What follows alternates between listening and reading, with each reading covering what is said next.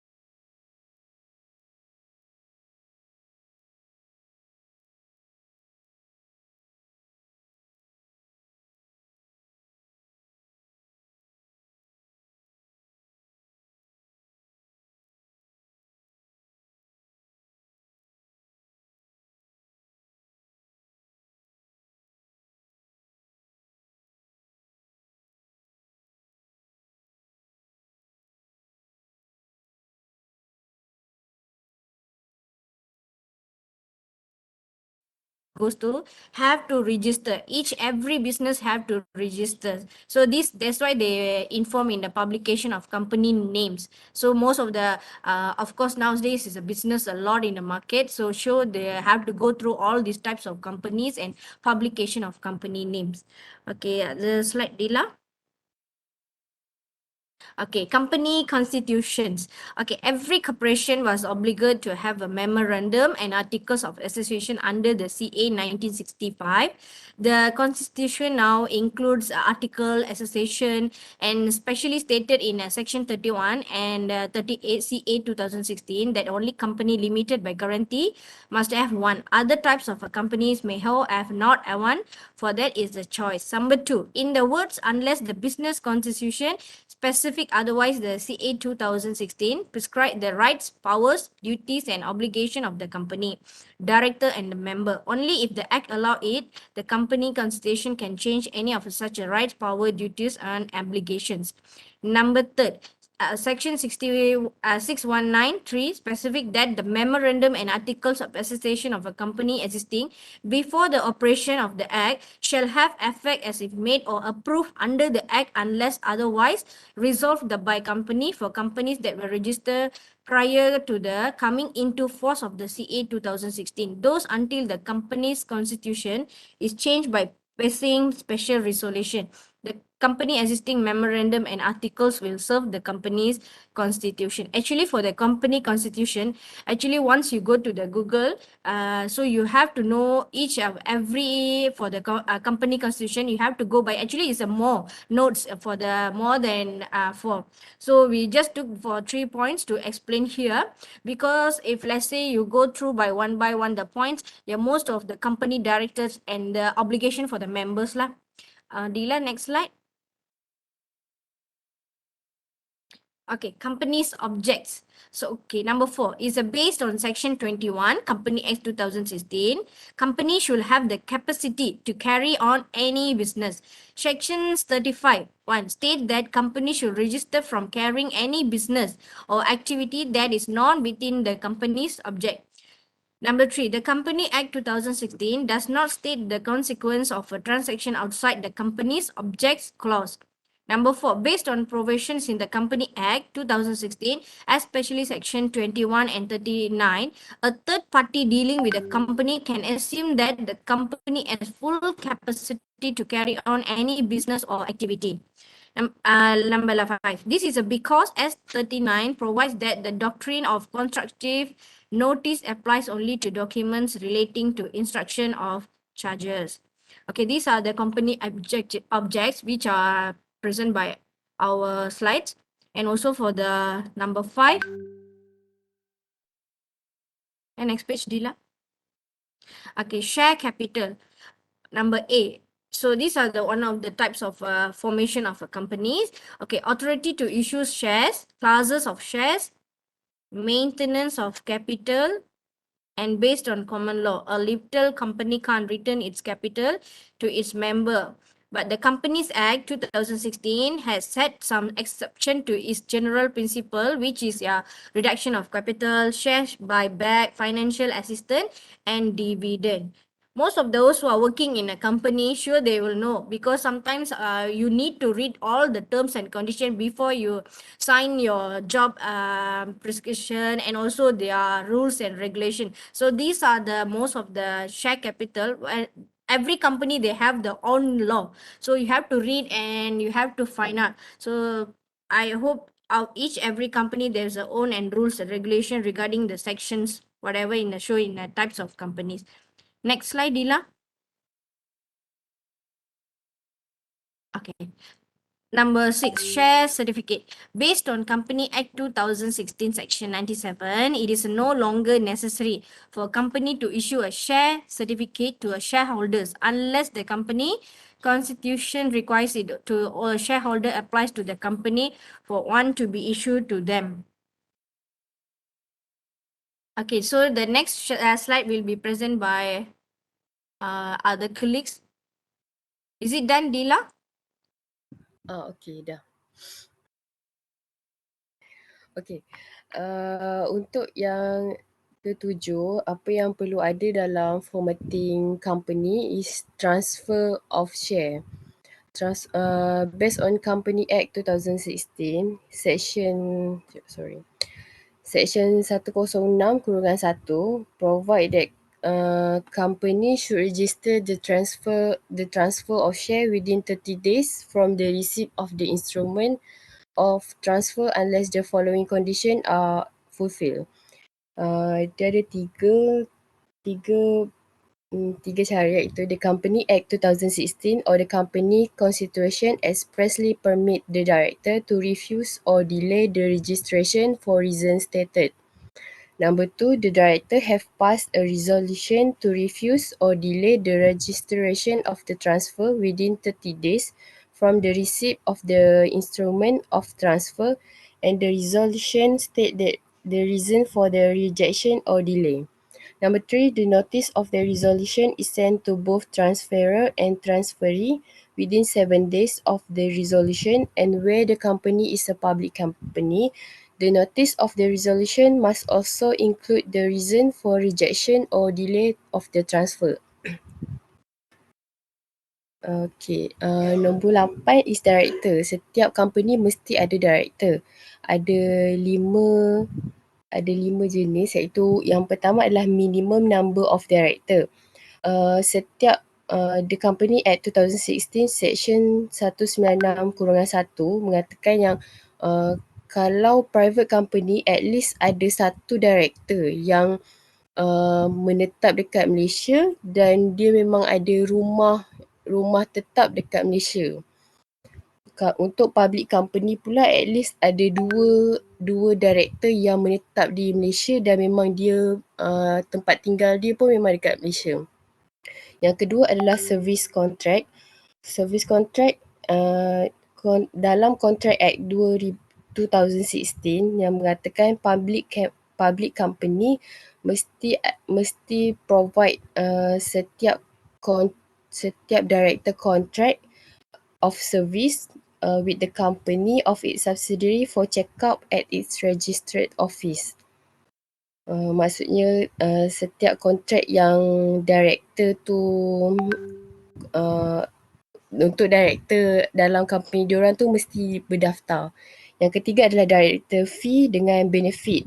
Based on Contract Act 2016 Section 230, the fee of the director and any benefit payable to the director of a public company, listed company and its subsidiaries should be approved at a general meeting, while a private company which is not a subsidiary of a listed company, the director fee and benefit may be approved by the board. Yang keempat adalah director indemnity. Section 289 dalam Contract Act 2016 provide that a company may bear the loss of its director for their cost in defending a legal action if judgment in the action is given in their favour or when the court action is discontinued. The company may, with the approval of its board of directors, effect an insurance policy to cover its director liability. Now, yang kelima adalah non-cash asset transaction involving director and substantial shareholder. Dalam Section 228 Contract Act 2016 provide that a non-cash asset transaction of the needed value involving director or substantial shareholder require members' approval. It is a transaction of the requisite value if its value is between 50,000 and 250,000 and exceed 10% of company net assets or exceed 250,000. Thus, it is not a transaction of the needed value if its value is less than 50,000. Okay, nombor 9 is company secretary. Dalam Section 235-1 Contract Act 2016 mengatakan setiap company mesti at least ada seorang sekretari yang dia adalah warga negara Malaysia ataupun permanent resident of Malaysia. In addition, they must ordinarily sama macam director tadi, diorang pun kena menetap juga di Malaysia dan ada tempat tinggal dekat Malaysia. Namun sesebuah company boleh ada lebih daripada satu sekretari untuk fulfill diorang punya requirement. Dalam Contract Act 2016 juga ada state procedure untuk resignation of secretary. However, the procedure are not absolute and depend on the company constitution or the terms of their appointment. Macam dalam Contract Act 2016 ada bagi tahu prosedur untuk sekretari ni resign, tapi boleh juga bergantung kepada terma dan syarat company tu sendiri. Dalam Section 239 provide that the board of director may remove a secretary from their office in accordance with the terms of their appointment or the constitution. In addition, unless the company secretary has entered into a contract to the contrary, they can resign at any time by submitting the board a letter stating their intention. Dalam Section 237-3A provide that they can resign to be the secretary on the expiry of 30 days from the date of the notice or the period specified in the company constitution or terms of their appointment. Which mean kalau one secretary tu dah masuk dalam kontrak, dia boleh berhenti tapi 30 hari sebelum tarikh dia nak berhenti. Okay, next. Orang punya ahli seterusnya.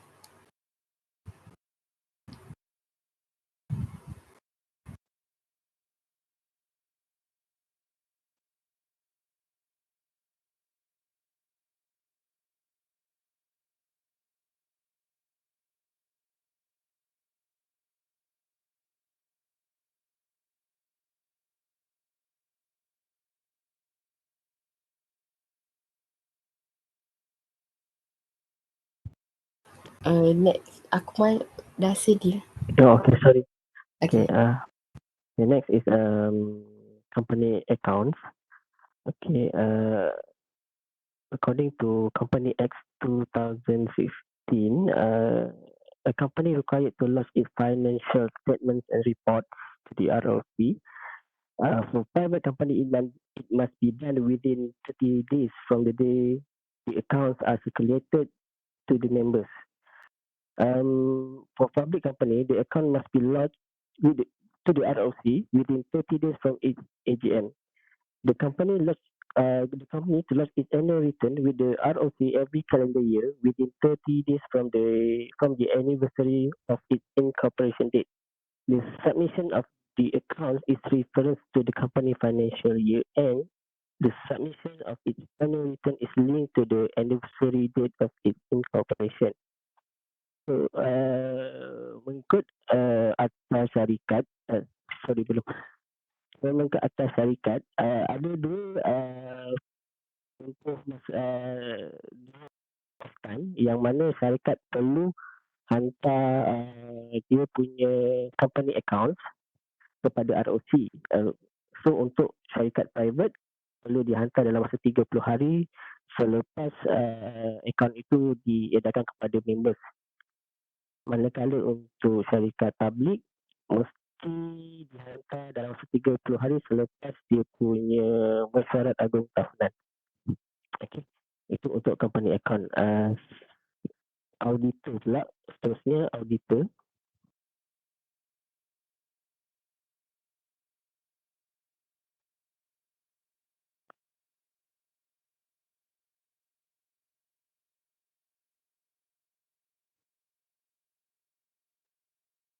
Okay, untuk pelantikan auditor, untuk private company, automatic reappointment of an auditor for a company. Meanwhile, a public company, their appointment is until the conclusion of the company next AGM. On 3rd August of 2017, the RLC issued a practice directive 3/2070 exempting three categories of private companies, namely dormant companies, zero revenue companies, and threshold qualified companies from appointing an auditor. Provision to regulate the establishment of new audit firms, Section 265 requires the following. RLC will maintain a register of firm of auditors, and second, new audit firm is to notify the ROC within 30 days of the commencement of its business. And the last one is a reconstituted firm of auditors due to retirement, withdrawal, or death of a partner, or due to the admission of a new partner. Need to lodge a notice to the ROC within 30 days of such alteration. Maksudnya ada apa-apa perubahan kepada struktur syarikat itulah, macam pada ahli yang secara keluar daripada menjadi ahli ataupun meninggal ataupun tambah partner baru, okay, kita syarikat perlu melakukan kepada ROC 30 hari selepas perubahan itu berlaku lah. Okay, next itulah company meetings. Okay. Mesyuarat agung tahunan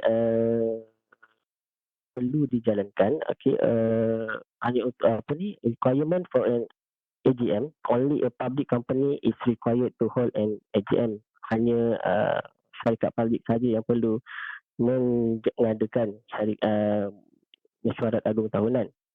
Okay, notis syarikat untuk mengadakan meeting perlu diberi kepada setiap ahli, lembaga pengarah dan auditor syarikat, sama ada dalam bentuk bertulis ataupun dalam bentuk elektronik ataupun hybrid, maknanya ada sebahagian dalam bentuk bertulis dan sebahagian dalam bentuk elektronik, mungkin email sebagai contoh.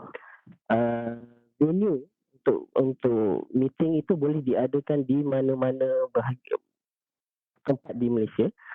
The meeting may be held anywhere so long as the main venue is in Malaysia. Maksudnya dekat mana-mana kawasan di Malaysia boleh diadakan AGM tersebut. Cuma pengerusi, the chairperson of the meeting shall be at the main venue. Pengerusi AGM tu perlu ada di venue mesyuarat itu diadakan. Proxy, a member need not to attend the company meeting in person. Maksudnya ahli tidak perlu hadir secara fizikal ke dalam meeting AGM. Seseorang ahli tu boleh menghantar proksi ataupun kita boleh kata wakil. Dia lantik sesiapa untuk hadirkan diri ke dalam meeting bagi pihak mereka lah. Proksi ini boleh mengambil bahagian di dalam meeting, maksudnya bersuara, membuang undi bagi pihak ahli yang mereka wakilkan. Okay. Setiap ahli boleh, a member can appoint anyone to be their proxy, but specify the maximum number of proxy. Tetapi sekiranya jika ada lebih seorang proxy yang dilantik, setiap proxy itu perlu declare holding share yang ada pada setiap daripada mereka. So they must specify the proportion of the holdings to be represented by each proxy. Section 294 dalam kurungan 2B dan 334 dalam kurungan 2. Proxy tersebut boleh mengundi yang proxy itu boleh mengundilah. Maksudnya proxy itu bukan datang sekadar mendengar agenda meeting. Okay, seterusnya ialah resolution. So resolution is the decision made by the members. Maksudnya apa-apa keputusan yang dibuat oleh ahli dipanggil sebagai resolution lah. Sebab ada ketika ada satu mungkin setiap company mungkin ada beberapa ramai orang ahli yang mungkin agak sukar untuk mengumpulkan keseluruhan mereka untuk mengadakan satu meeting dalam satu venue. So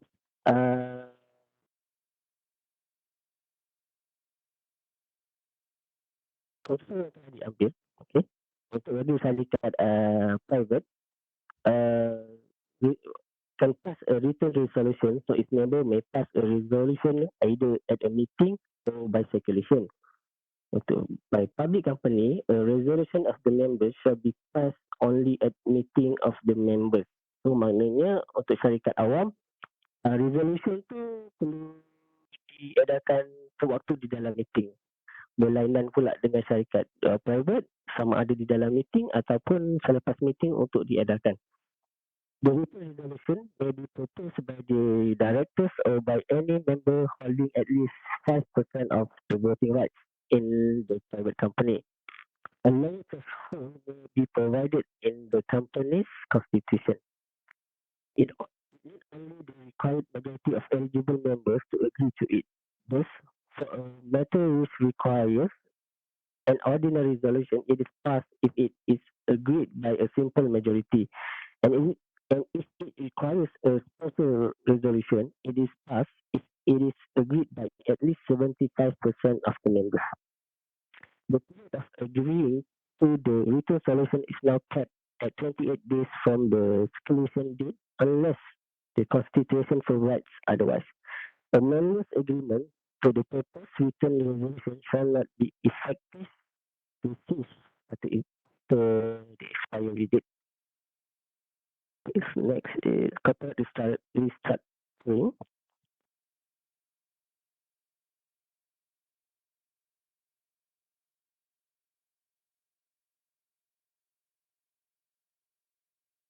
Corporate restructuring provide a mechanism, okay, for statutory corporate restructure scheme which will bind all creditors. Okay. The company is in a vulnerable state between the formulation of the scheme and the approval by the court. So a creditor who does not agree with the scheme may take legal action to recover their loan. The company or any of its members or creditors may apply to the court for an order to restrain further proceeding against the company except the court's leave. The court can grant a restraining order for a period not more than 3 months. On the application of the company, the court may extend the period for not more than 9 months. The two new corporate rescue scheme came into effect on March 1st, 2018, first corporate voluntary agreement, and secondly is a judicial management.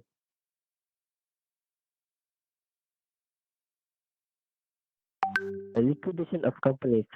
Liquidation of company. There are two ways to wind up a company. Means untuk syarikat itu boleh tukar. Satu ialah voluntary winding up where the company where the members have passed a resolution to wind up the company, and secondly is a compulsory winding up where the court has ordered the company to up.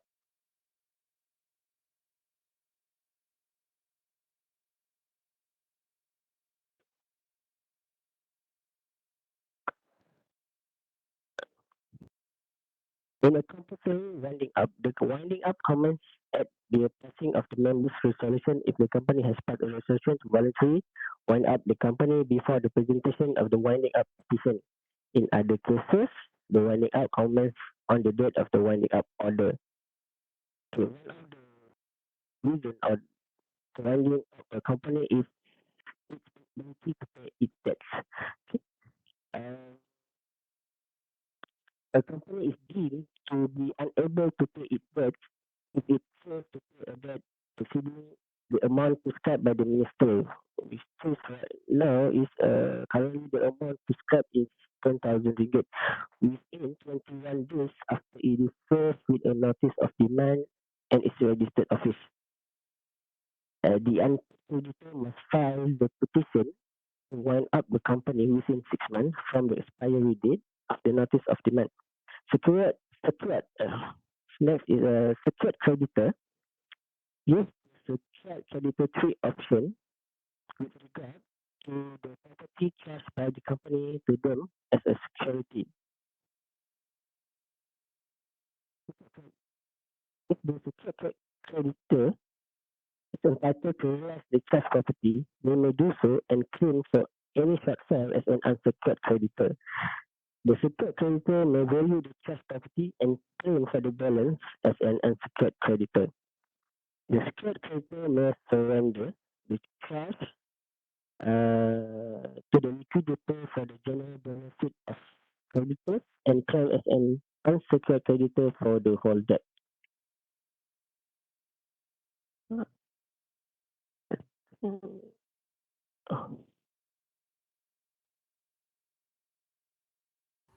Habis dah. Oh, tak clear suara. I can't hear your voice clearly, Akmal. Is it either lagging or is From the beginning. suara dia macam jauh? Uh, Hmm. sebab hujan lebat dekat rumah. Oh, okay.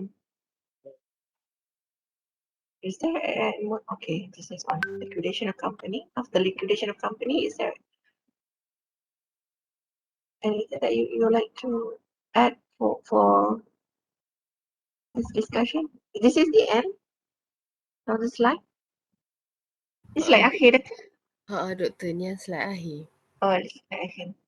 Okay. My comments. Okay, it's good that you cover all the elements for formation of a company.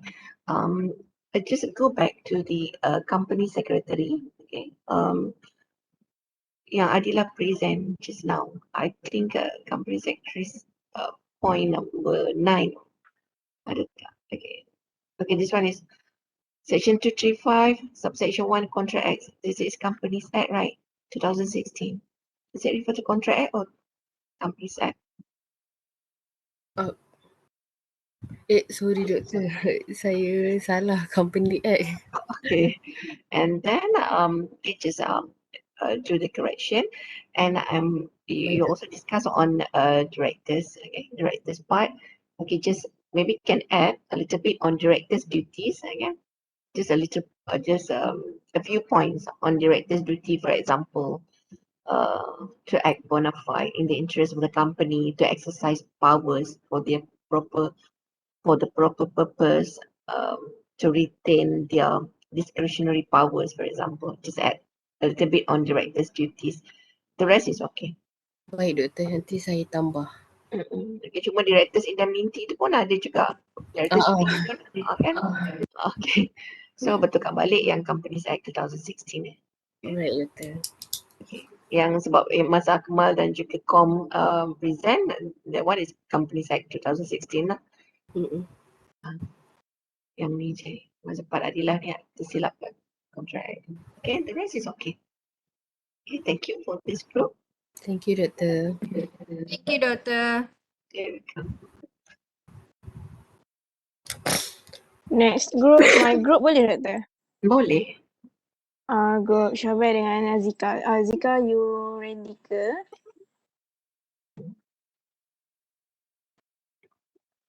Azika. Sekejap saya share. Sekejap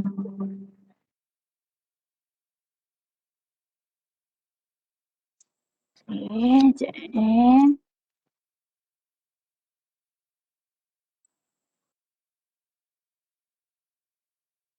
mana nak on camera You pergi kat Webex balik, lepas tu on camera, lepas tu pergi dekat sini balik. Nak tutup dulu ke apa? Buat Start video. awak punya dah buka.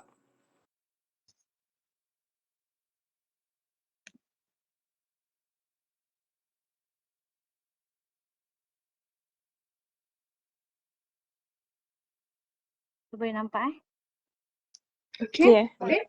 Alright. Syok start dulu lah. Okay.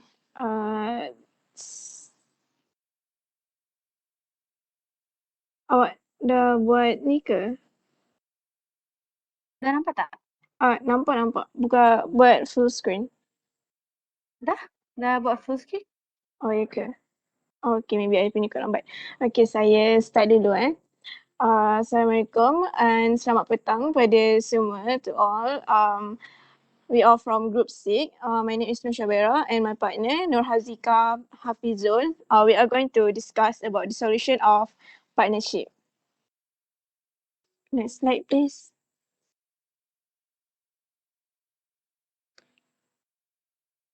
Dah next slide Dah? Ya ke? Ke line I lambat kot. So kena tunggu sekejap. Dekat semua orang keluar ke? Jika punya tak keluar. Tak. Freeze Screen freeze Please Masih ke? nampak dissolution of partnership. First page. Sebab Sekejap. lain I ke? keluar balik, I masuk balik. Okay. Okay, for dissolution of a partnership, first of all, what is partnership? Partnership ni dia form an agreement between two or more people yang agreed to be the co-owners untuk distribute responsibilities untuk run organisation. At the same time, they will share their income and losses for the business that they generate. As for dissolution of partnership itself, the meaning is a change of business relationship between partners, whereas the firm will be dissolved, and which means dissolving the firm along with the relationship between the partners itself. As for reasons for dissolution of partnership, there are 4 reasons. The next slide ke? Dah? Sekejap tak keluar lagi. Tak keluar lagi. Jika tak pakai menu je, tak payah share full screen. Macam ni ke? Macam ni? Ada tak? Sini. Macam ni je. Okay. There are 4 reasons for dissolution of partnership. First, death of a partner. Number 2, resignation of partner. Number 3, dissolution of agreement. Dissolution by agreement. Number 4, expire partnership period agreement.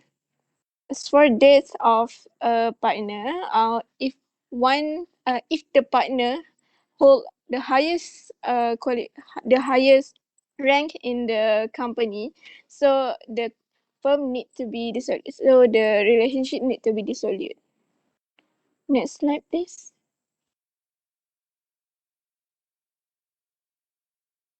Next. Ya, ada. Dah. Ada? That's of partner kan? Dah. Next, next resignation of a partner. When the partner no longer have any interest for the business or they have internal problem, misunderstood or the financial loss, so they can dissolute for the partnership. Next slide, please. Next for dissolution by agreement. If within the company, the partner agree untuk dissolute, so they can dissolute by issuing a notice agreement. Next slide. As for expire partnership period agreement, when the term involves certain period of time, so the dissolution of partnership can be issued. Next presentation will be done by my friend Sazika. Okay, so ada 8 cara untuk dissolve partnership legally. So first adalah dissolution of partnership by agreement. Second is dissolution by notice. Third is termination of partnership by expiration. Fourth is death of bankruptcy. Second, next is dissolution of partnership by court order, partnership dissolution negotiation, partnership dissolution agreement, and removing a partner instead of dissolving. So first, dissolution of partnership by agreement ni macam biasa kalau kita buat partnership mesti dalam agreement. So most of partnership agreement will include clauses and procedure of the partnership to be dissolved. So the partner must comply with the agreement. Second is dissolution by notice, which is maybe dia tak ada dalam agreement partnership ni, tapi mungkin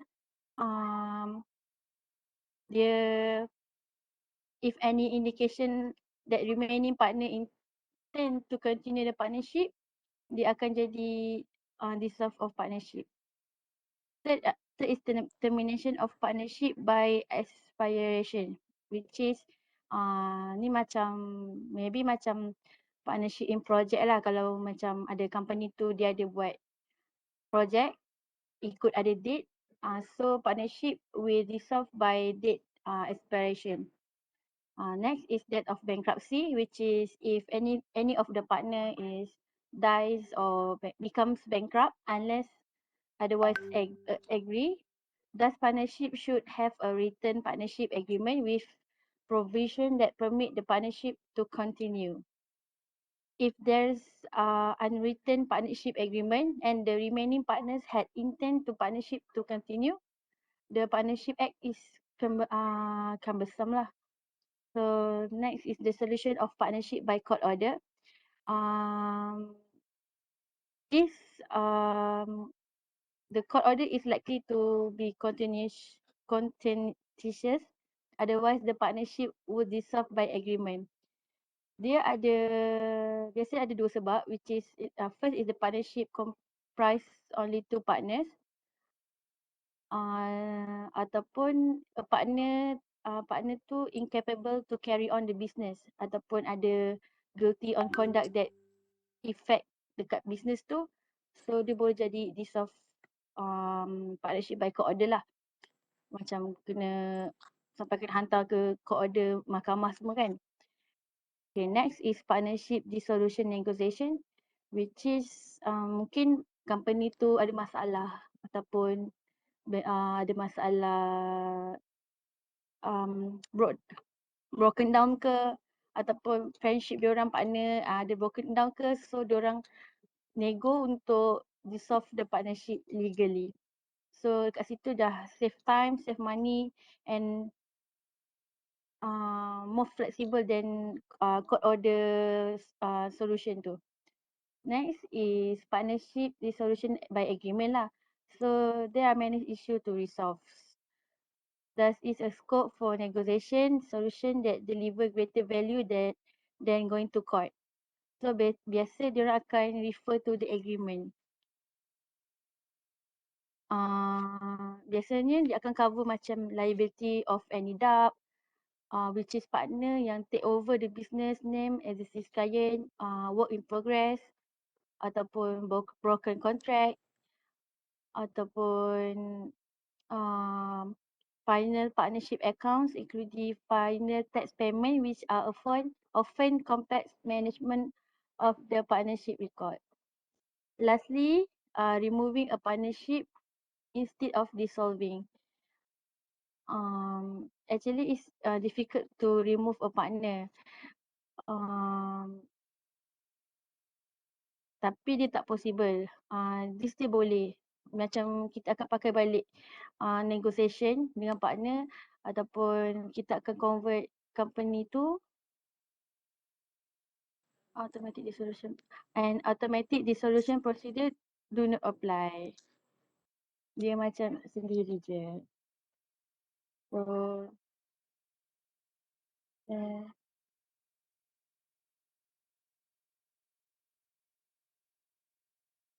next is a related case. So section 15 of the Partnership Act provides to the effect that is a partner acting is individual capacity improperly make use of trust property in the business of the firm.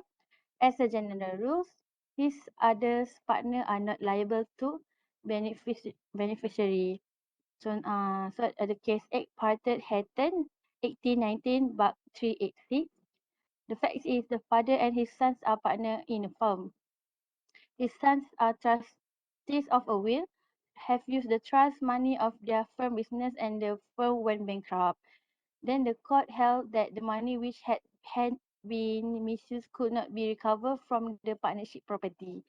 That means that the firm was not liable for the breach of trust by a partner.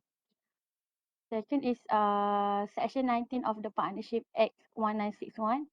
A person who is admitted as a partner into a existing firm does not thereby become liable to the creditor of the firm for anything done before he became a partner. Second is a partner who retires from a firm does not thereby cease to be liable for partnership debts or obligation incurred before his retirement. The case William Jacks and Co. Malaya Ltd v. Chen and Yon Trading Co. 1964. Fact is one of the defense raised by the defendant Chan was that he had not in any way represented or held himself out as partner of the partnership firm. The court held that Chan had represented himself to be a partner in the firm by approaching a salesman of the plaintiff to ask for a credit facility with the plaintiff company, by registering by a partnership with the Register of Business, and by opening a banking account with the Bangkok Bank, using his own money in the name of partnership. Each mode of representation sufficient to fix him with liability as a partner of the firm. Next is Q&A session. Okay. In terms of court may order the dissolution of partnership. The point just now that Hazika explained on 8 ways to dissolve partnership legally. Okay, kat sini Hazika cakap ada 2 sebab, right? Ada tak tadi? Okay. So in Dengar, fact ada 6 reason why the court may order the dissolution of partnership. Yang pertama, insanity of a partner. Okay, kalau kata ada mana-mana partner yang gila. Okay, yang kedua, permanent incapacity. Okay, this one ada yang Azikah terangkan tadi. Okay, permanent incapacity of any partner to perform his duties. And then conduct calculated to prejudicially affect the carrying on the business. Okay, mana-mana perbuatan rakan kongsi, kita katakan memberi kesan kepada perjalanan bisnes. And then willful and persistent breach of the partnership agreement, wujudnya pelanggaran partnership agreement. Okay, mana-mana partner by any partner other than the applicant lah. Okay, dan yang kelima, when the business of the partnership can only be carried on at a loss. Maksudnya kalau kata continue lagi perkongsian tersebut, hanya akan menyebabkan kerugian saja. So the court will order, okay, for the dissolution of partnership. And six, where the opinion of the court is just and equitable to dissolve the partnership. Okay, bila mana court mahkamah merasakan bahawa sesuai dan juga apa ni, just and equitable for the parties who involved in the partnership tu, keadilan untuk semua supaya the partnership could be dissolved lah. Maksudnya it depends on the opinion of the court. So ada 6 factor. Ada 6 factor kenapa a court may order dissolution of partnership. And the rest is okay. Ya, ada case dan juga section yang dimasukkan.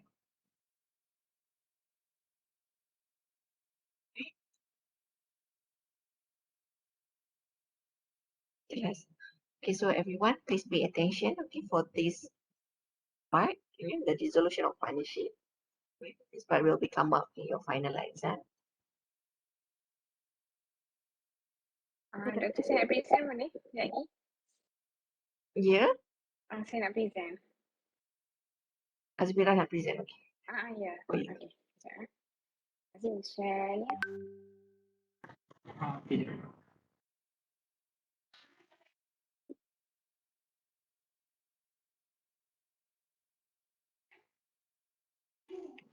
Okay, nampak tak?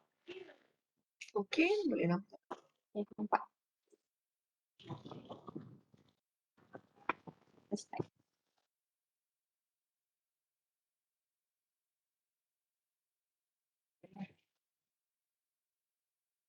Okay. Alright. Assalamualaikum and good day everyone. So nama saya Siti Hazmira binti Ramli. I would like to present about the comparison about the company, partnership and juga solo properties. Okay, next slide. So untuk kita ada 3 orang student yang akan present, which is Hazim, Haziq and juga saya Hazmira. So Rizky boleh ni explain? Okay, hello. Good day, and everyone. Itu boleh dengar?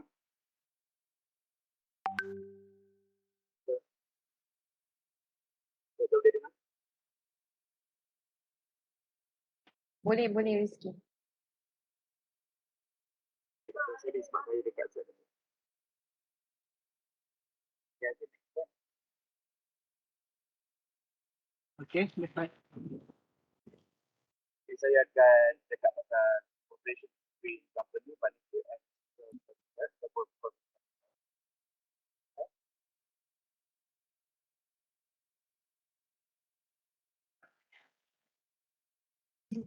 Who are presenting right now, Hazim or Rizky? Rizky.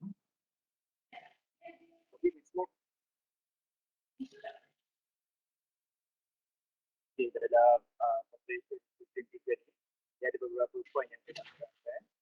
Yang ada structure dia. So, company dia punya structure adalah satu entity yang berasingan. Dia berasingan daripada ahlinya. Dan di mana partnership dia dalam firma mempunyai 10 ataupun lebih orang yang buat bisnes untuk dapatkan keuntungan. Contohnya kalau kita kat bawah tu ada example tu ada company. So, untuk pemilik katakan hanya only sahaja individu sahaja yang berada dalam bisnes untuk buat perniagaan. Macam seperti satu next slide.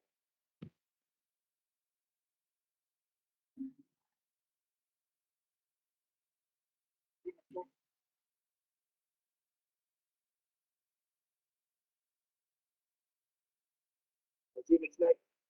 Oh, okay. Okay, aku tahu apa. Okay, for the company registered with the company Commercial in Malaysia SSM under the company Akta in 1965 The partnership registration with the Companies Commercial of Malaysia (SSM) under the business registration at 1955, and lastly solo partnership registration with the Companies Commercial of Malaysia (SSM) under the business registration at 1959, 56. Sorry. Okay, for the company must be established the writing by a memorandum of agreement (MOA) and the architect of association (AOA). For the partnership, established with the writing or oral, and the solo proprietorship no agreement because the solo partnership is only one person with the himself. Mana dia seorang-seorang saja lah. Based on the ni. Okay, next. Mira.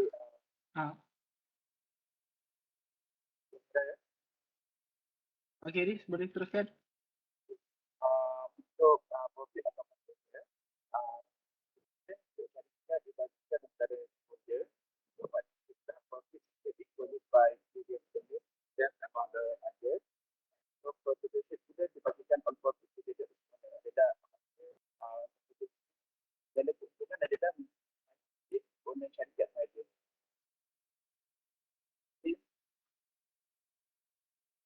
Okay, untuk liability pula, untuk syarikat, liability terhad ataupun individu biasanya tidak bertanggungjawab secara langsung ataupun efektif dalam perbadanan. So, partnership pula, biasanya dibagikan antara pemilik berdasarkan syarikat yang telah ditetapkan. Maksudnya perjanjian diorang buat, pembahagian hasil diorang.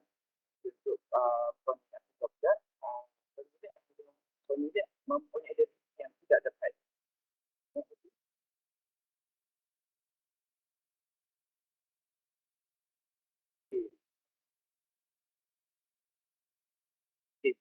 Untuk membership dan pembuat keputusan, untuk syarikat, unlimited companies are private and companies to be provided between buat director and shareholder. If maximum 20% and only if the partnership are responsible to the share. So for the example, only one person is business or for the firm and by the company. Hanya owner saja yang berhak untuk membuat keputusan dan yang firm juga orang lain. Keputusan.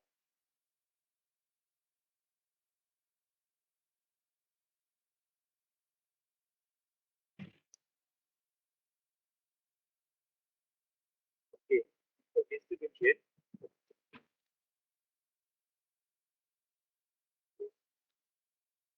So distribution for company when to appreciate this as according to formal procedure.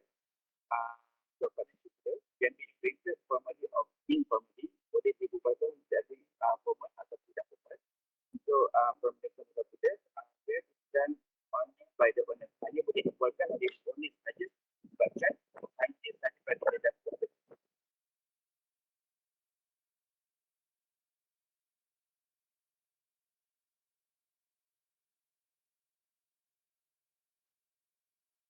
Okay, untuk teks pula, syarikat jika yang bisa setiap orang dan kan adalah orang yang berada di konsesi untuk partnership pula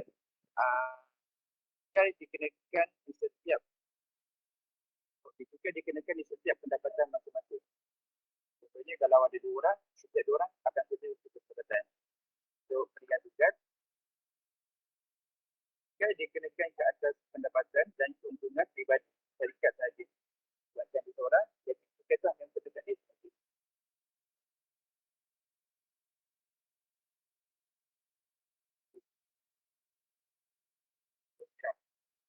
Alright, for next slide is me, Hazmira. This is example untuk case-case yang kita dapat daripada each company, partnership dengan solo property. So untuk yang this is example case for company. Ni adalah kes daripada Tan Giok Hua versus dengan Sintermin Construction and Development Sdn Bhd. So this company is actually a director of the company is successfully obtains court order under section 245 of the CA 2016. And there was a court order allowed the director to inspect the company records and to have the assistance of an approved company auditor during this inspection. So untuk keputusan mahkamah tu, the head court confirm the what established positions that a director needs not shows any reasons when waiting to inspect the company records lah dengan document. So this is an almost unveiled right of inspections. Is a generally very difficult to show that there is improper purpose lah. So when director tu exercise this right inspection. So ni tentang pasal inspection punya apa ni auditor tu. So for the next slide.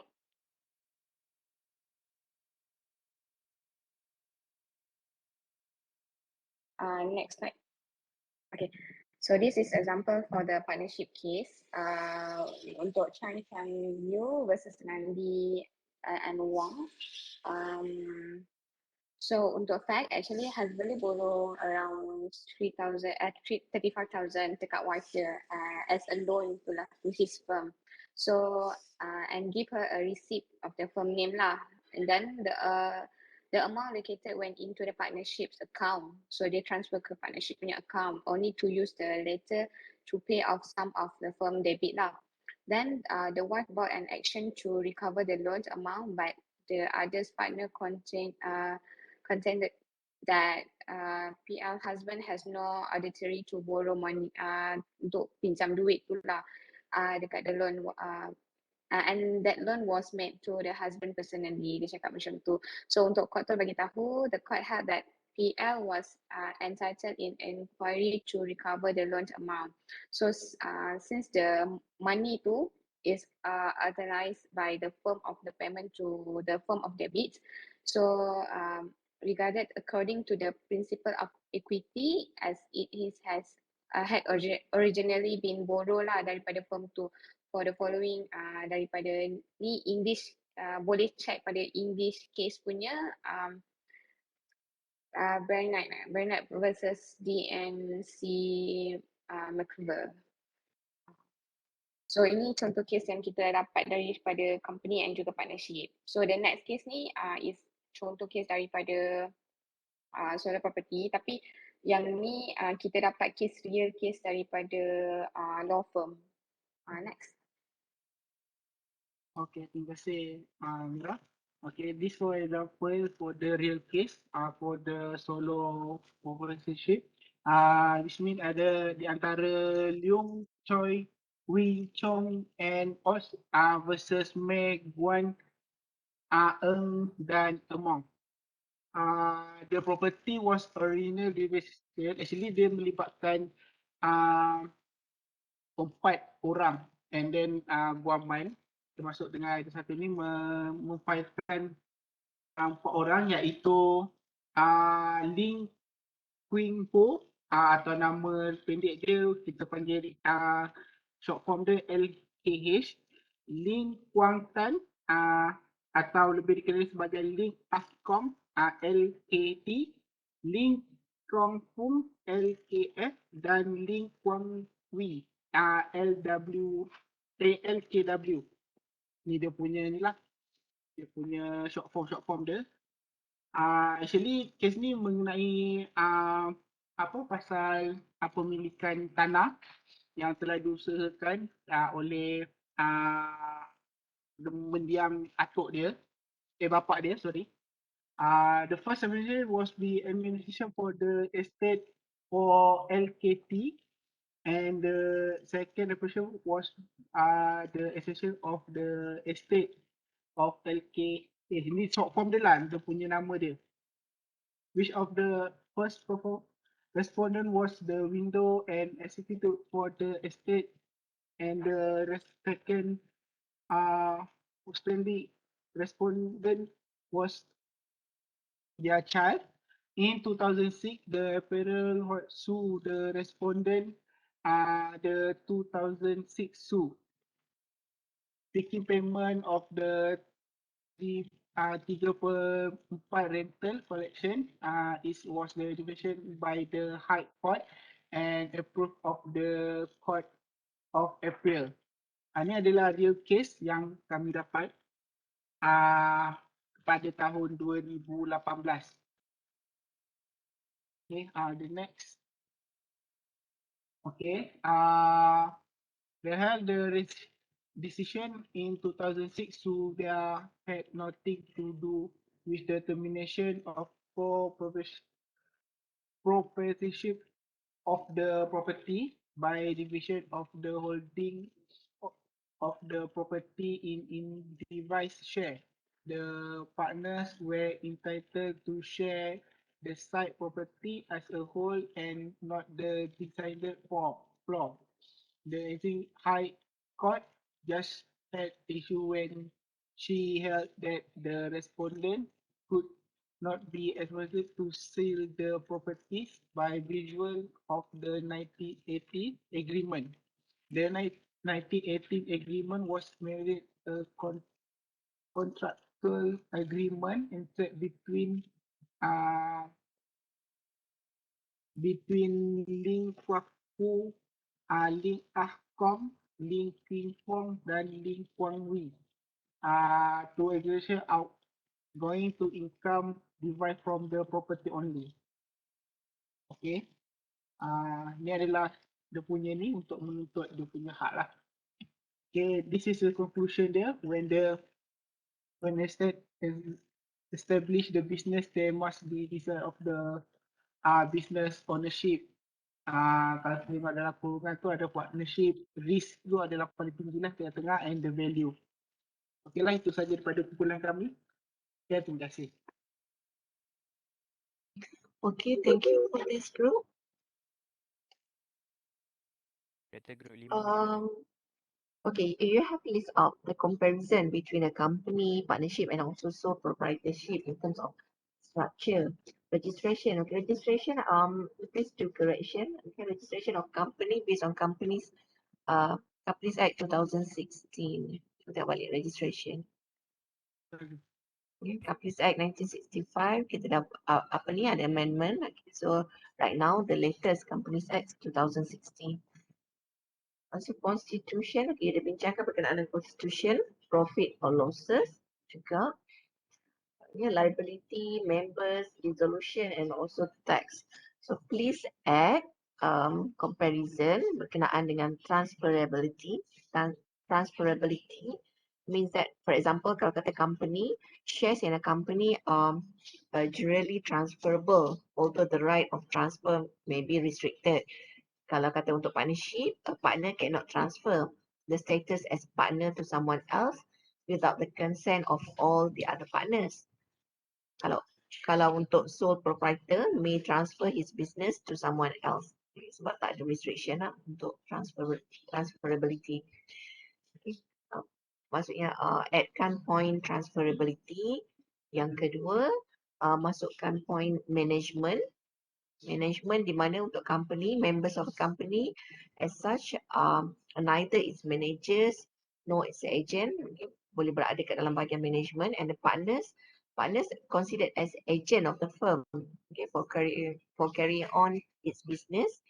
Dan untuk sole proprietor owns and manage the firm himself and can employ employees to manage the firm for him lah. That one is on management. Tu ada bincang berkenaan dengan liability ada.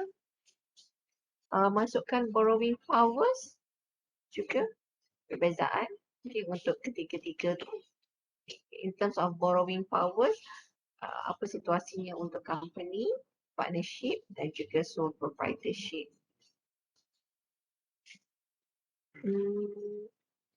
Baik, Doktor.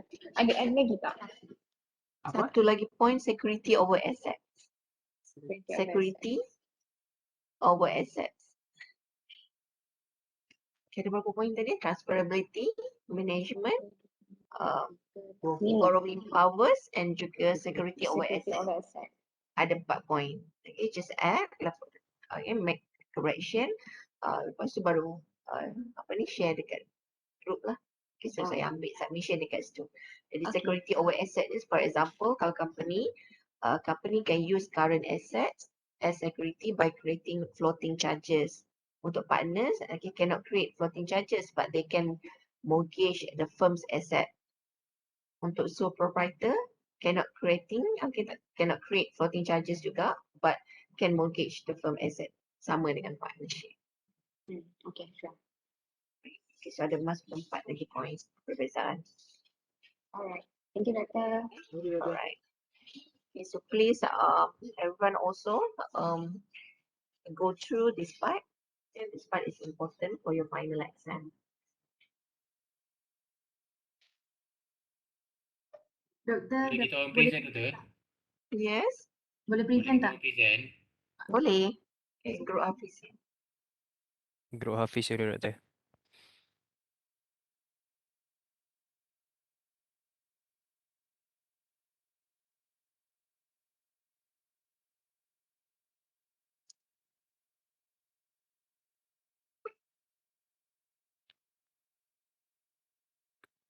Saya mula Doktor Okay, boleh. Okay, Assalamualaikum warahmatullahi wabarakatuh. So we are from Group 5, which consists of me, Hafiz and Haziq. So we're going to talk about legal entities of a company. Okay, next slide is it? Okay. Introduction. A company itself is actually a company is a legal entity by itself. The company stand by itself. It means the company is independent and separate from the person or anyone in the management, including the owner, the shareholder, the staff, or anyone in the company. This make the company limit the liability of their members to the share capital they invested. Make no one involved with the company debt, liabilities, obligations, or any acts.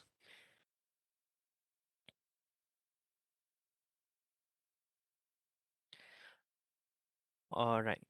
Okay, in accordance to Lord McNaughton in Solomon case, he said that the company is at law a different person altogether from the subscribers to the memorandum, and although it may be it may be that after incorporation, the business is precisely the same as it was before, and the same person are managers and the same hands receive the profits. The company is not law in the agent of the subscribers or the trustees of them for them, nor the subscribers as members liable in any shares or form except to the extent and in the manner provided by the act.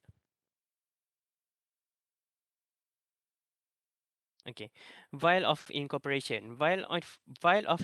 Incorporation makes someone, it's either the owner, the shareholder, the staff, or anyone in the management, protected from the liabilities of the company.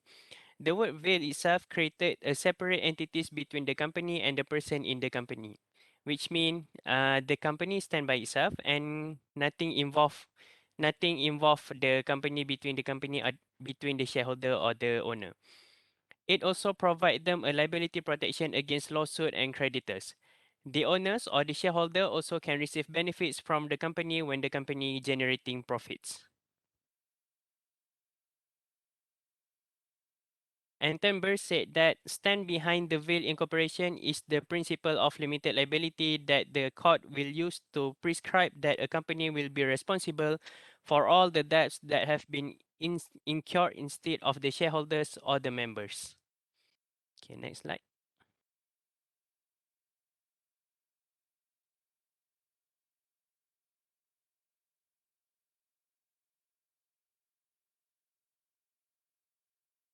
Has it?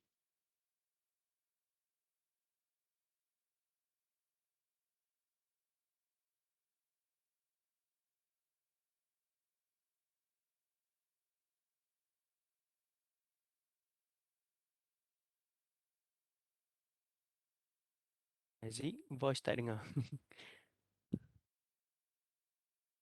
Tak dengar Cik suaranya.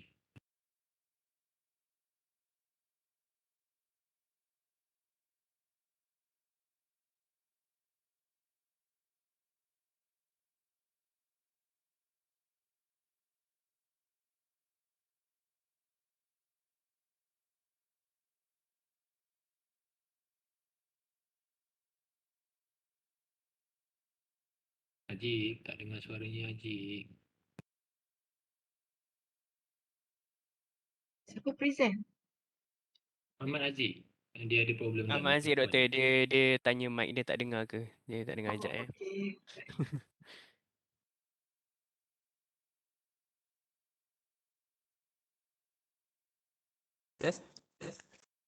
Oh, okay. Yes. Okey, dah dengar Aziz. Okay, I will continue. Lifting the corporate veil. Corporate veil separate the corporation from the personalities of its stockholder and protect them from being personally liable for the firm debts and other obligation. This is a protection, however, is not ironclad or impenetrable, where a court determines that the firm business was not conducted in accordance with the provision of corporate legislation. Okay, lifting the corporate veil cases. Example, Aspata Sdn Berhad versus Bank Bumiputra Malaysia Berhad. The court to lift the corporate veil for the intention of formative to see the culprit who transfer all the money to Aspatra Sdn Berhad. In the instantaneous case, the corporate veil have been appropriately lifted and Lauren have been uncovered that he is the one been transferring all the money to Aspatra Sdn Berhad. So the Supreme Court judged that Lauren and Aspatra Sdn Berhad is liable for this case. Bumiputra Malaysia Finance Limited, BMF, sued Lauren Esme Osman for the full amount figure of 27,625,853 and 6 cents, which they have described that Lauren have made secret profit in it with no awareness and agreement for them. Next is 5 ways in which court can lift the veil in judicial exception. First, fraud. Second, agency. Third, shame or facade. Fourth, unfairness. Fifth, group of companies. Okay, the fraud. Example cases in this case of Guilford Motor versus Horn. Horn was formed by JM Horn and solicited Guilford Motor customers. The court granted an injunction against both Horn and his company, having held that he had breached the legal promise. Second, agency. In this case of Smith, Stone and Knight versus Birmingham Corporation. There are two issues need to be considered by the court, which are whether Birmingham West CO Limited was an agent for Smith Stone Limited and whether it was entitled for compensation from the local government. Third is sham and facade. An argument that corporation is a sham or facade can be used to lift the corporate veil on the ground that the corporate form was incorporated or used as a mask to hide the real purpose of company controller. Okay, four is unfairness. The court will lift corporate veil in case where it is deducted that there was unfairness on the part of the company in question. Lastly is group of companies. The argument of group enterprise is the effect that in the certain companies, they may operate in a way that the better entity is not clearly distinguishable from subsidiaries. Okay, next will be presented by Hafiz. Dengar tak? Suara dengar tak? Ada. Ada okay. Public policy dia commonly described as a system of action, regulatory measure, law and guiding principle pertaining to any subject of public concern proclaimed by any government entity or department or any of its rightful representative for the benefit of society at large. It also defined as a dynamic, complex and interactive system that identify and address public problem by developing new public policy or revising existing public policy. Malaysia embraced a federal constitution based on parliamentary democracy, which is have Parliament of Malaysia, House of Senate, House of Representative, and they are also state law governing local governance and Islamic law enacted by the state legislative assembly. The study case for public policy is the Wong Peng Yun versus Senanyake, which is the defendant and go partner for the share firm, but the partnership agreement whereby go transfer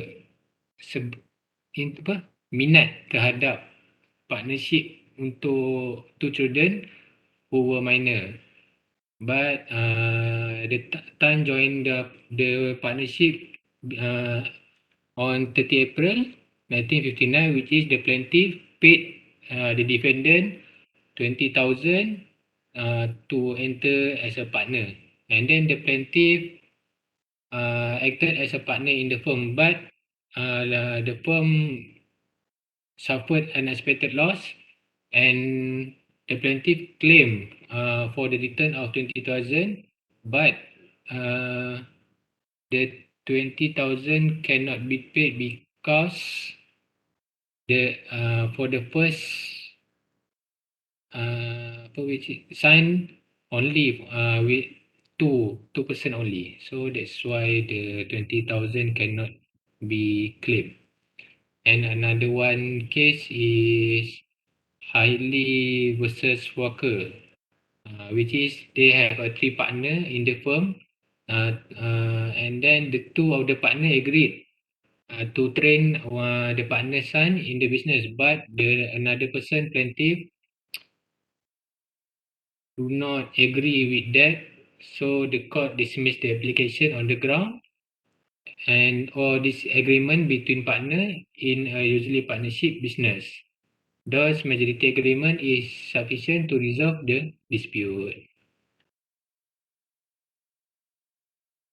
Next, Haji. And for statutory exception, the Copyright Act has a number of exceptions that follow educational institution or individual acting on their behalf to undertake action that will otherwise violate copyright. This include, but is not limited to, the fair dealing exception. It also the expression lifting or pricing the corporate bill refer to a court which look behind the separate legal personality of a company. The court will look behind the corporate entity when assigning a corporate right, privilege, duty, or liability to a member of the company where there is a strict application of the separate legal personality doctrine, will vest the liability or right solely in the company. The study case for this study exception is Patirana versus Arya Patirana, which is they are two partner in the marketing engine for local taxi loan company, but the defendant only give 3 months to terminate the partnership. However, on that period, the defendant enter a new agency contract with Caltech under his own name. So the court decide that profit gained by the defendant from the agency contract belong to the firms because the defendant used the firm goodwill to obtain the new contract before the partnership was dissolved. Okay, that's all for our group presentation. Thank you.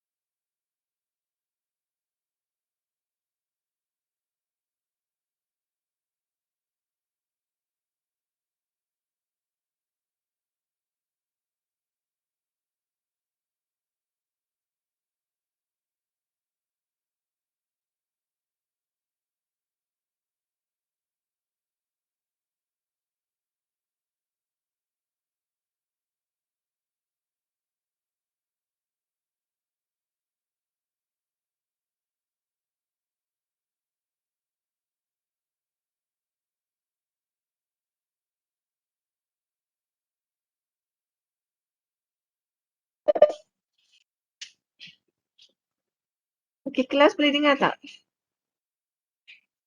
Boleh doktor, boleh. Boleh, boleh. Boleh doktor. Tadi I dengar suara yang lain. I tak dengar clear suara setengah apa ni, pelajar boleh present. Kemudian suara I pula yang hilang. Okay, it seems that internet not stable today. Dah habis present ya? Boleh go back to your slide? I think my internet pun tak stable ni. Zik kena buka slide balik.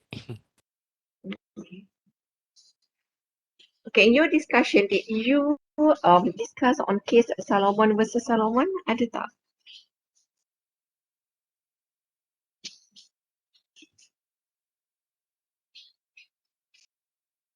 This one is a legendary case. Okay, if we talk about the ada case Salomon. The fact of the case, this one is ada fakta case dia tak?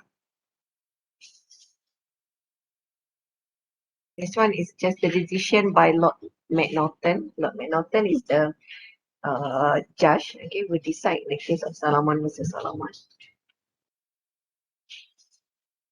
Okay, so just add later, okay, perbincangan berkenaan dengan case Salomon versus Salomon, and I hope that everyone also have a look at that case, okay, because this one is a very important case which relates to the company.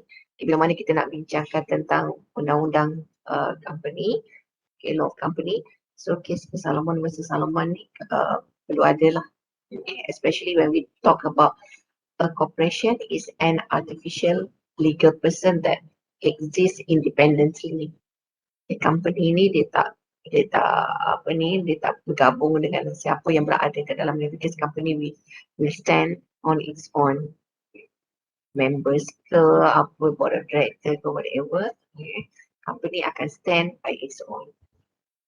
Okay, so just masukkan nanti fact of the case of Salomon versus Salomon, because I lihat tadi ada beberapa case yang you bincangkan, okay, tapi yang case Salomon versus Salomon tu nanti masukkan, okay, apa fakta dia, what is the decision in the case of Salomon versus Salomon. Okay, the rest is okay. Okay, thank you Farhan, Haziq dan juga Hafiz. Thank you doktor. Thank you, Brother. Alright. Okay, next kita ada 2 lagi kumpulan. Doktor, grup saya Syuhada, Tarina dengan Liana. Boleh. Okay, kejap ya.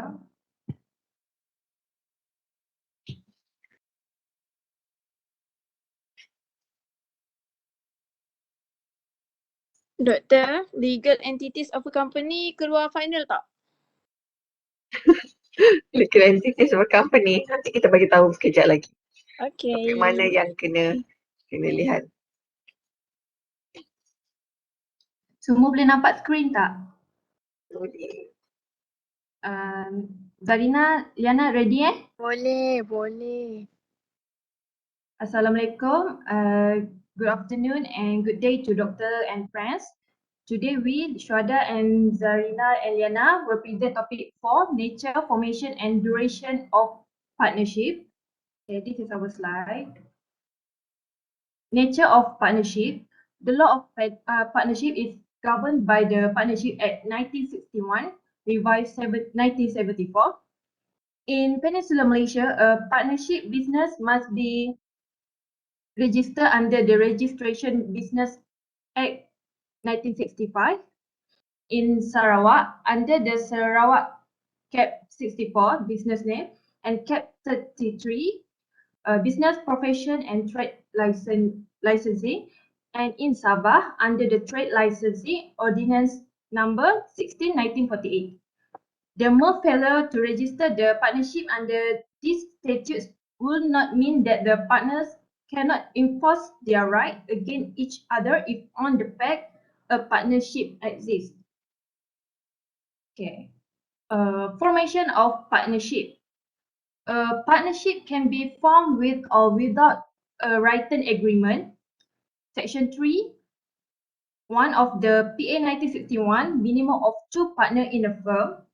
Section 47.2, of the PA 1961, maximum of 20.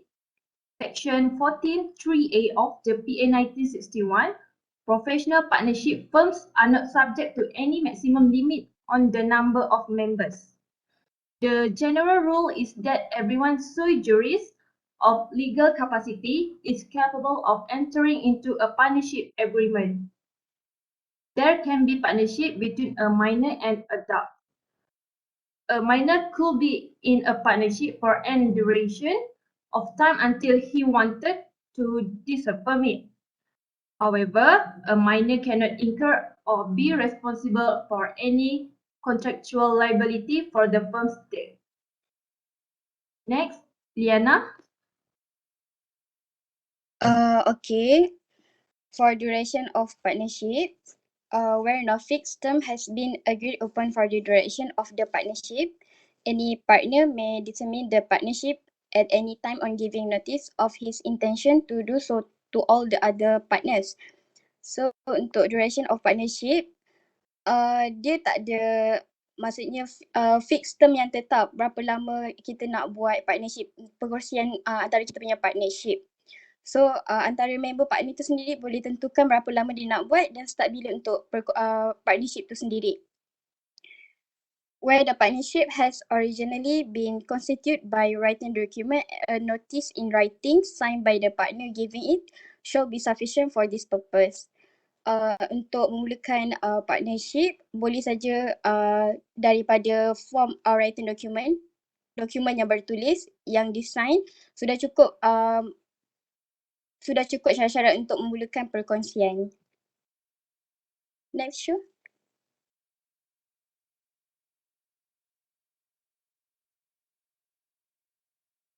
Okay, ini adalah kes yang related dengan Act 1961, Section 4, Davis v. Davis, 1894.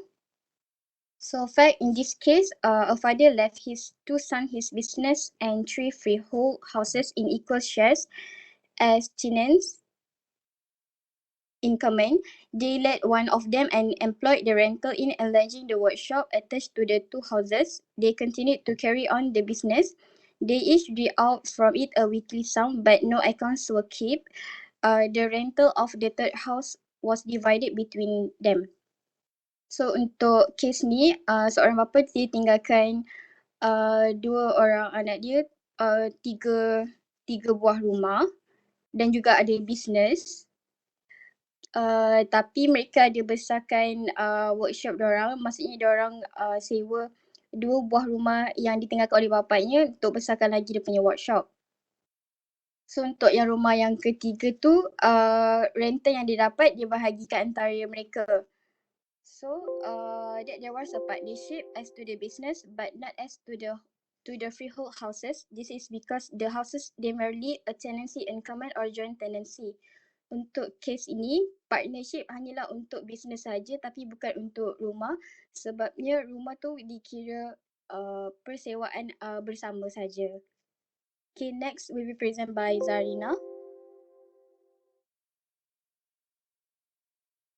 Assalamualaikum warahmatullahi wabarakatuh. Okay, we continue with current case between TRA Mining M. Sendirian Berhad versus Tian Hock Tech and Orts and another appeals, which happened in 2019. So the issue is assignment of rights or share of a partner in partnership form under the provisions of the Partnership Act 1961. So I'm just going to brief the case. So actually the original partnership ARIC consists of 2 individuals, which is ada Encik Said and Mr. Yi. Then 5 more individuals later joined ARCI, and this were the respondent in this appeal lah. So Encik Said sold all his right in partnership ARCI to TRA Mining to perfect the transaction. So Encik Said execute the DOA, deed of assignment, and also the POA for power of attorney in favor of a director in TRA Mining. So later Said and Mr. Yi were later adjudged as a bankruptcy. So ARCI was later re-registered thereafter with only 5 respondents named as a partner without name of Mr. Said and Mr. Yi. So a winding up petition was later filed by TRA Mining, again ARCI. The High Court granted the winding up order. The respondent applied to set aside the winding up order and was successful. A trial took place in the High Court to determine how many partner were actually in the agreement. So the High Court and Court of Appeal both found out that only 5 respondents were partner of ARCI when the winding up petition was filed, and as such, ARCI could not, as a matter of law under Section 314 and 315 of the Companies Act 1965, be wound up.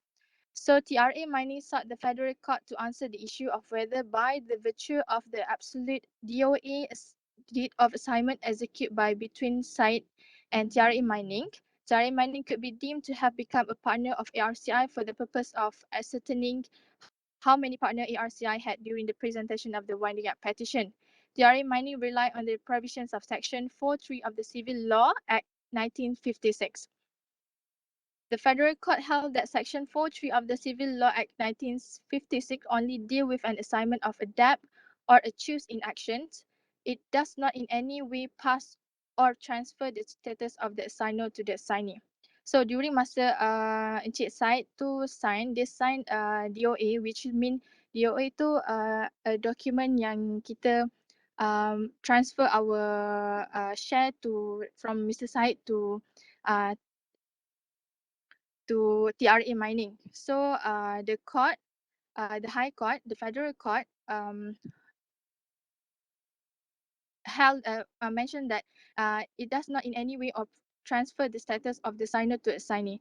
The Federal Court further held that the relationship between partner in partnership, as stated in Section 3.1 of the Partnership Act 1961, cannot be assigned, either absolute or conditionally under Section 4.3 of the Civil Law Act 1956. So the appeal by TRA Mining was therefore dismissed. Next slide. So the conclusion is the key to take away from this discussion is the partnership is any 2 or more person, including corporate person, carrying a business as co-owner for profit. A primary test of whether a partnership exists is whether there is sharing of profit, though other factors such as sharing decision making, sharing liabilities, and how the business is operated are also examined. So that's all. Thank you. Okay, thank you. Okay, for this group, you have discussed about the clearly about the formation of a partnership, and then okay, just have a look again at Section 4 of the Partnership Act. You did define the partnership according to Section 3 subsection 1 kan? Ada tak? Ada masukkan tadi, right?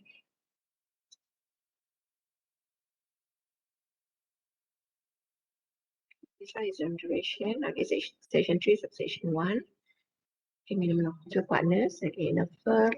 Okay, Section 4 is also considered as important section in terms of circumstances in which there are no prima facie partnership. You just add Section 4 je. And the rest is okay. Dah masukkan case. Cuma sometimes kalau kata kita tak nak apa ni, okay, during your final exam, if you think that you want to, soalnya sekarang ni dah face to face kan, untuk mengurangkan memorize case.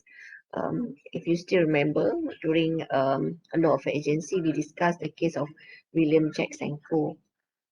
Chan Yin Ti versus William Jacks and Co. That one is also can be used for partnership case. Right. Okay, so thank you for this group. We have the last group.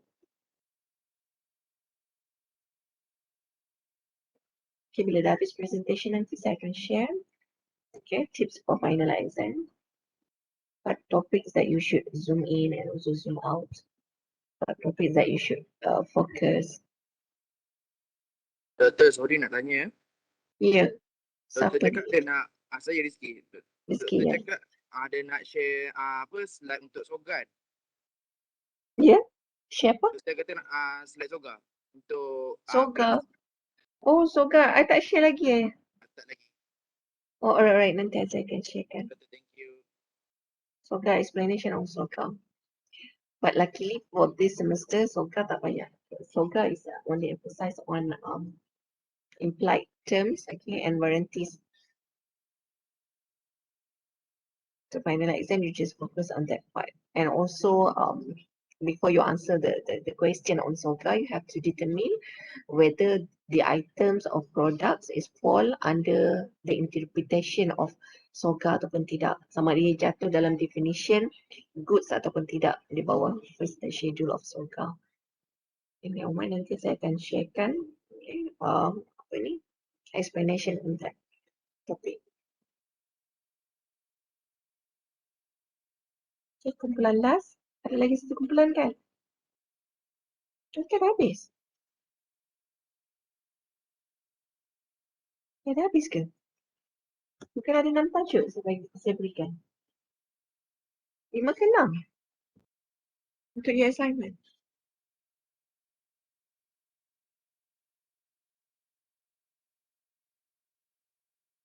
Enam. 6 kan? So yang present kan baru 5 ke? Group Core, Shobe tadi, Azmira, Group Farhan, Syuhada. So kita dah habis eh? Kan? Dia rasanya. Dah habis. Ada satu tajuk tak bincangkan. Yes, ada 5 group je. Kalau ikut kat group ni ada 5 group saja. Ada 5 group saja. Okay, so kejap. Are you sure? Saya ada list yang ada 6 group. Group Amir mana? Amir Izzat. Naven. Belum right?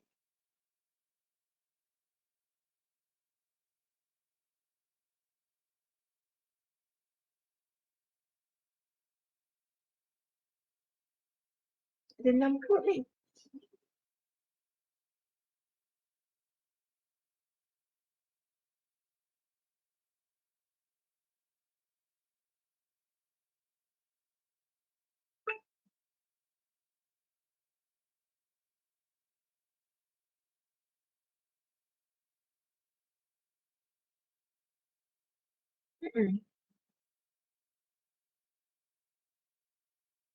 Group Amir, Izzat dengan Naven.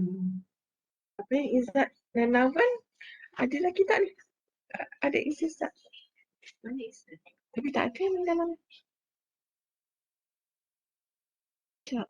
Looking by participants of class sekarang ni.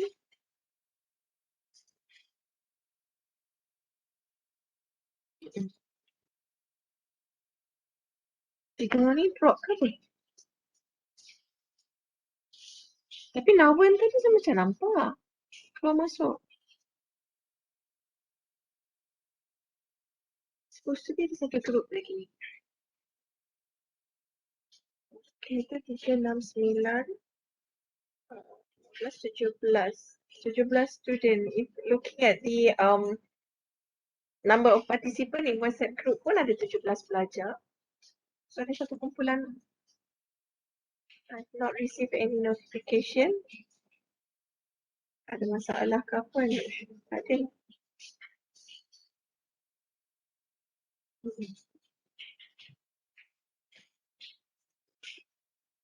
Siapa-siapa yang tahu yang berlaku dekat ahli kumpulan ni? Because they will discuss on liability of partnership.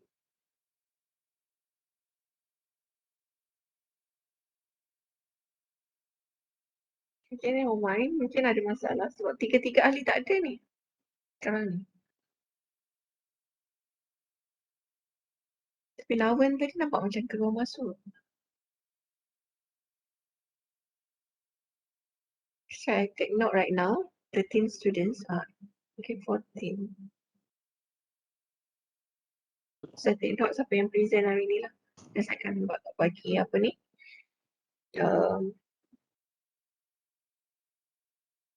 link untuk attendance kejap lagi. Tapi yang ada yang present hari ni lah. Tak ada.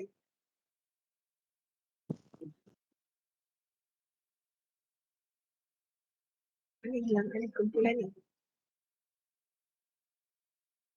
Grup 3 ni maybe tak present tapi tak ada notification. Tak apa, kita tunggu.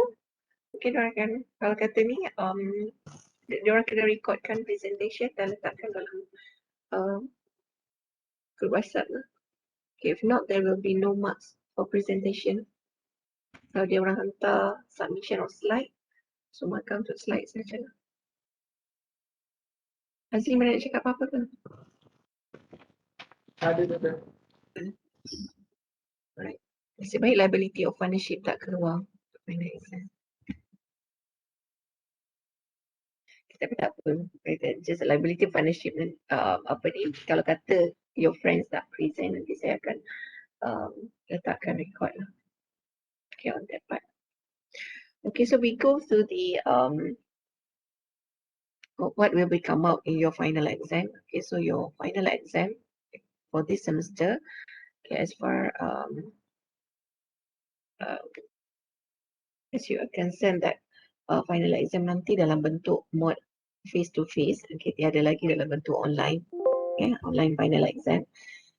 Jadi topik yang akan keluar untuk final exam nanti 5 topik lah, okay, because kita ada 6 topik semuanya di bawah SBSD 2073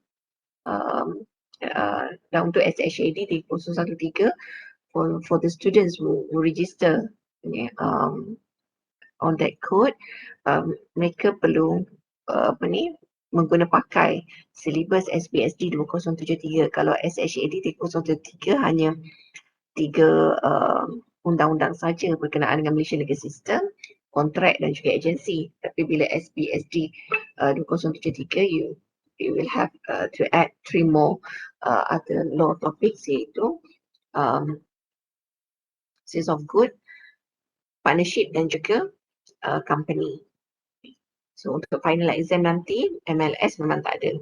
Malaysian Legal System tak ada. So tinggal lagi 5 topik, iaitu law of contract, SOGA, sales of good, agency, company dan juga partnership. Apa yang you present hari ni, ada yang akan keluar untuk final exam. So we go one by one lah topik. Okay, untuk company, tajuk company. So please have a look at the discussion on legal entities of a company.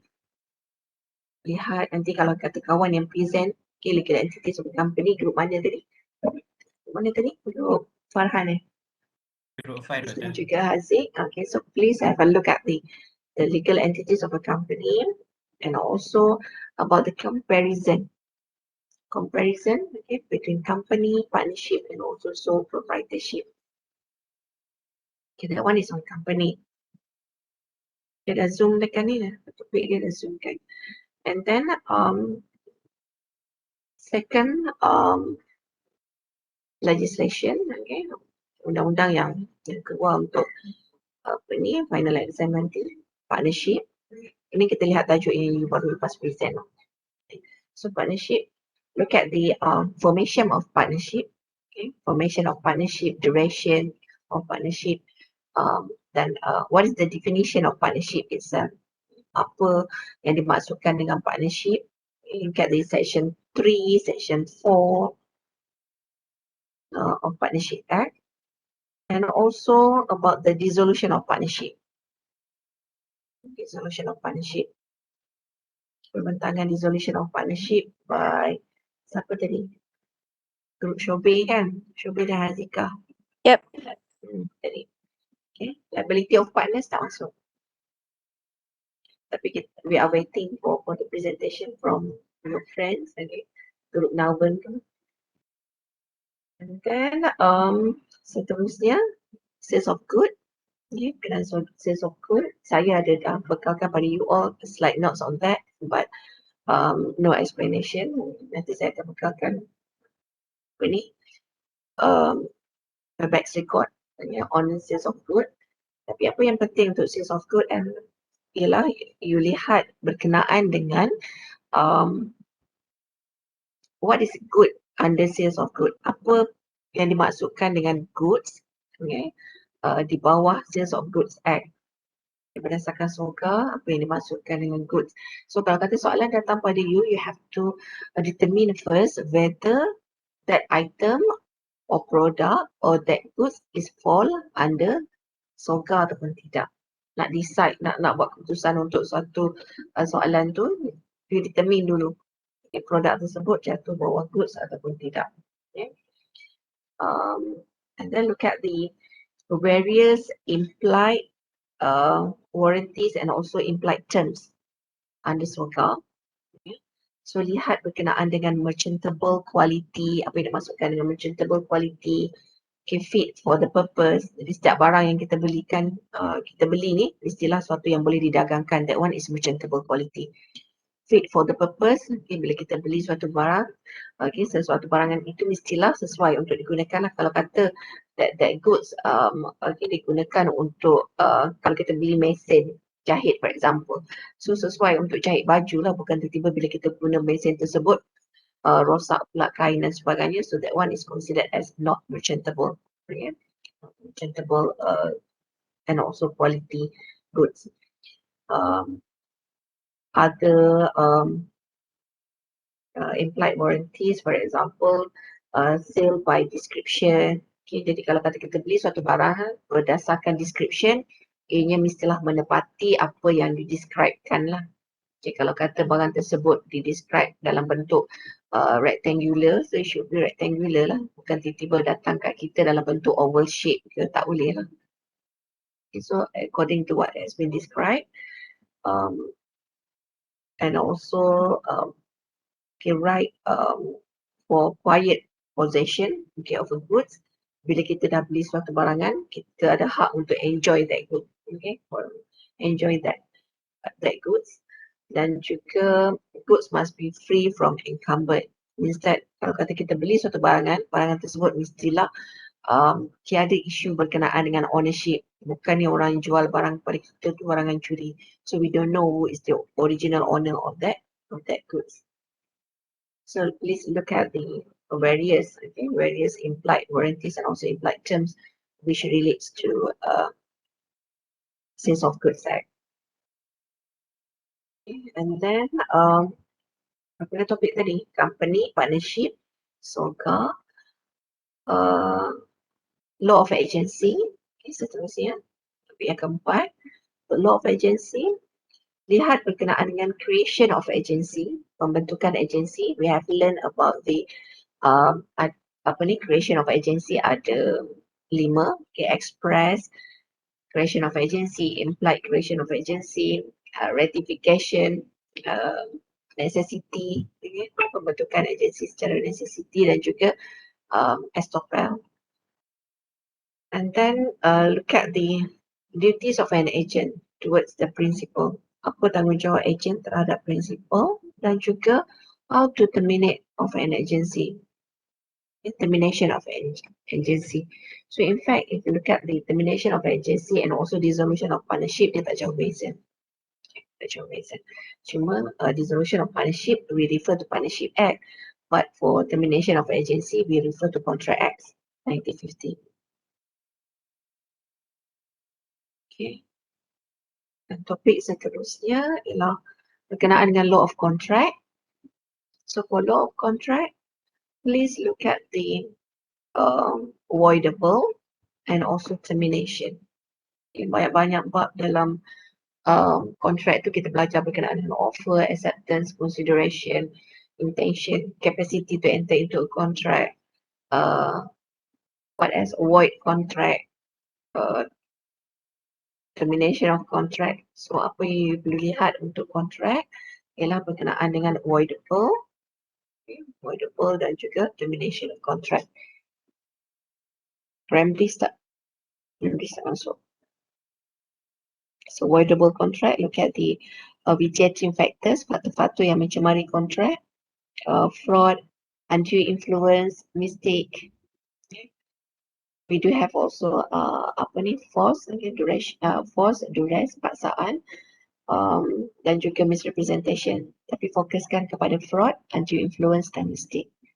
Okay, that one is avoidable. So for termination of contract, look at the termination of contract by an agreement and also impossibility of performance. Doctor, sorry, termination of contract agreement and Agreement dan juga impossibility of performance.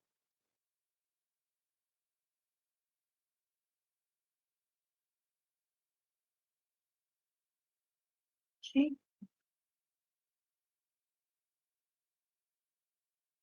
Okay, itu topik untuk apa ni?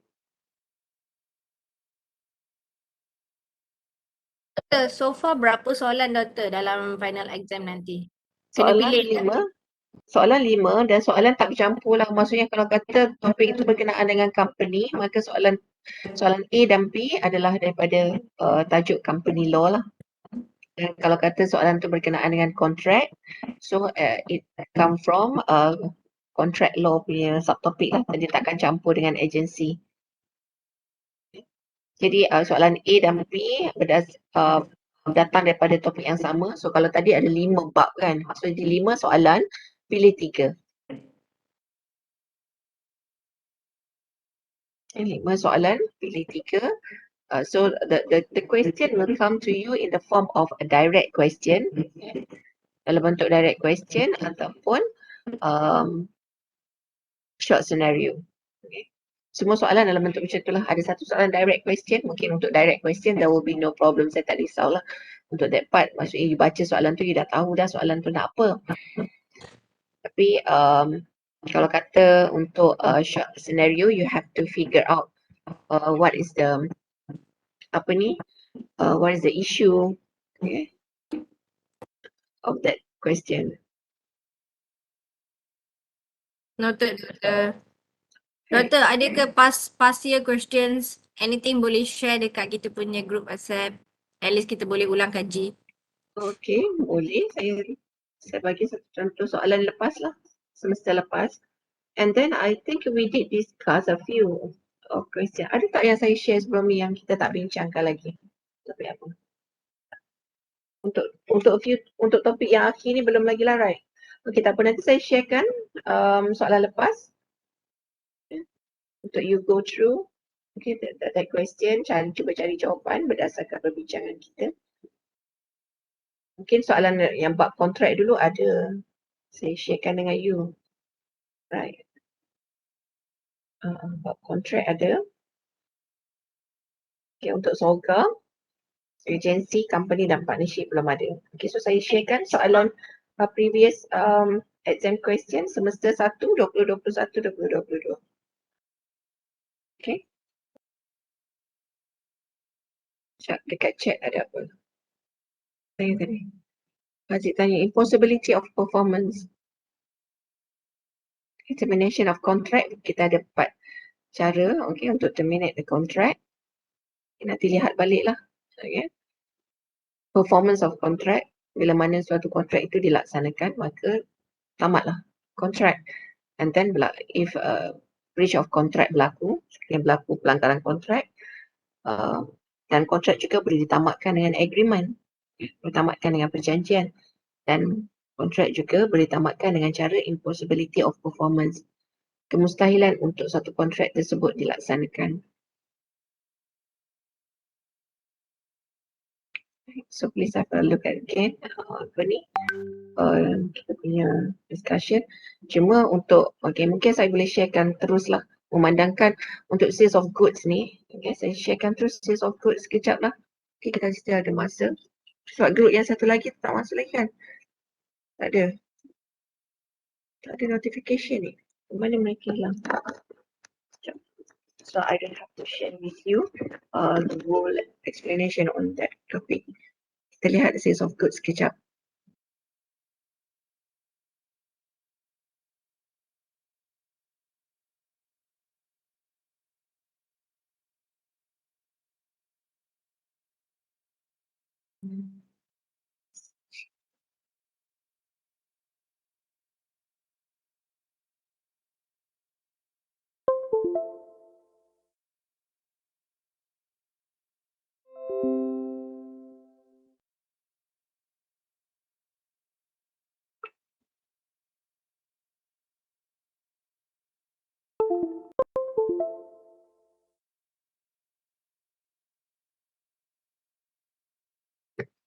Okay, this one not sale of goods yang saya dah sharekan pada you all.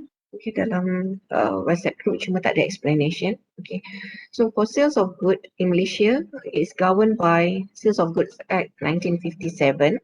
Okay. Statute ni dia guna pakai bila mana melibatkan pembelian barang lah. Okay. And at the same time, we will also refer to Contract Act 1950 bila mana kita membincangkan berkenaan dengan consumer purchases. So apa yang you perlu lihat berkenaan dengan sales of goods. Okay, sales of goods ialah yang pertama berkenaan dengan bila mana you nak bincangkan suatu barangan tersebut, whether it is fall under sales of good ataupun tidak, look at the definition of goods, section 2.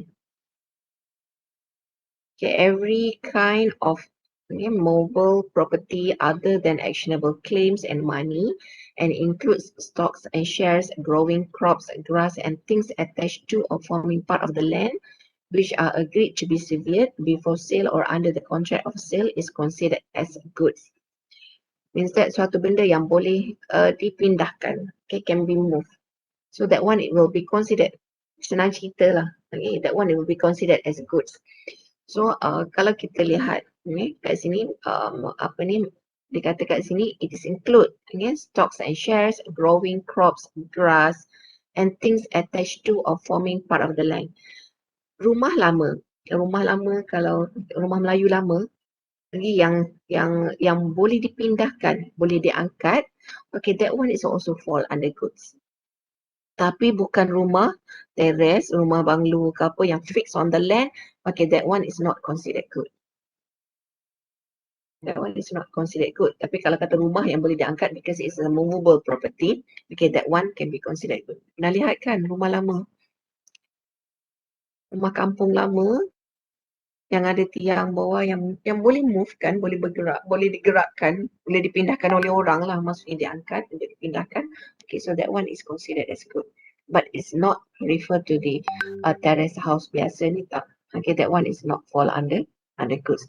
So before you discuss, okay, before you decide question, okay, soalan yang datang pada you berkenaan dengan whether it is whether it is fall under goods atau tidak, you have to determine lah, okay, barangan tersebut adalah goods ataupun tidak. For example, someone purchase a piano, so piano can be considered as good, okay, because it can be moved, okay, movable property.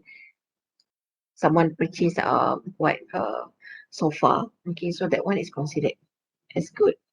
Okay, tapi kalau kata apa ni is refer to something which is fixed on the land, okay, that one is not considered as good.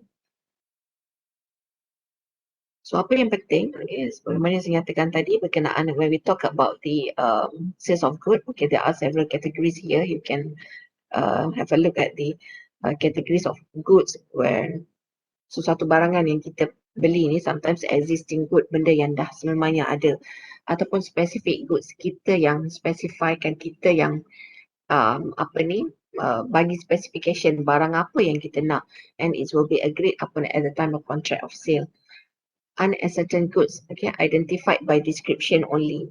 Kita yang gambarkan, kita imaginekan barang, this one is considered as barang tempahan lah. Okay, and also future goods to be manufactured or produced or acquired by the seller after making the sale. Okay, so there are several types of categories of goods. And then apa yang you perlu lihat untuk mana we go to the, okay, this one is on formation of contract of contract of sale of goods. Kalau dilihat berkenaan dengan pembentukan kontrak sesuatu jualan barang ni, okay, so also must consist of offer. Kena ada offer, kena ada acceptance, sama dengan konsep contract acts lah. Okay, kena ada offer, ada acceptance, ada formalities. Okay, kalau kata ada setengah kontrak yang memerlukan formalities, maka ini formalities lah. But it's also can, a contract of sales of goods also can be done via word of mouth, Okay, it means that secara verbal pun boleh dibuat. And consideration must exist. Okay, sebab mana bila mana kita beli suatu barangan, okay, there will be consideration lah, balasan where both party have benefit. Okay, referring to the sales of goods contract. Jadi kalau kata in terms of consumer dengan seller jual barang, okay, di mana consumer akan dapat barang dan seller akan dapat bayaran lah, okay, duit daripada consumer. So the consideration must exist. So if you look at the formation of contract of sale ni, is similar to the Contract Act 1950 lah, ada offer, ada acceptance, ada formalities dan juga kena ada consideration. Okay, yes. Ada siapa tanya? Apa dia? Rizky?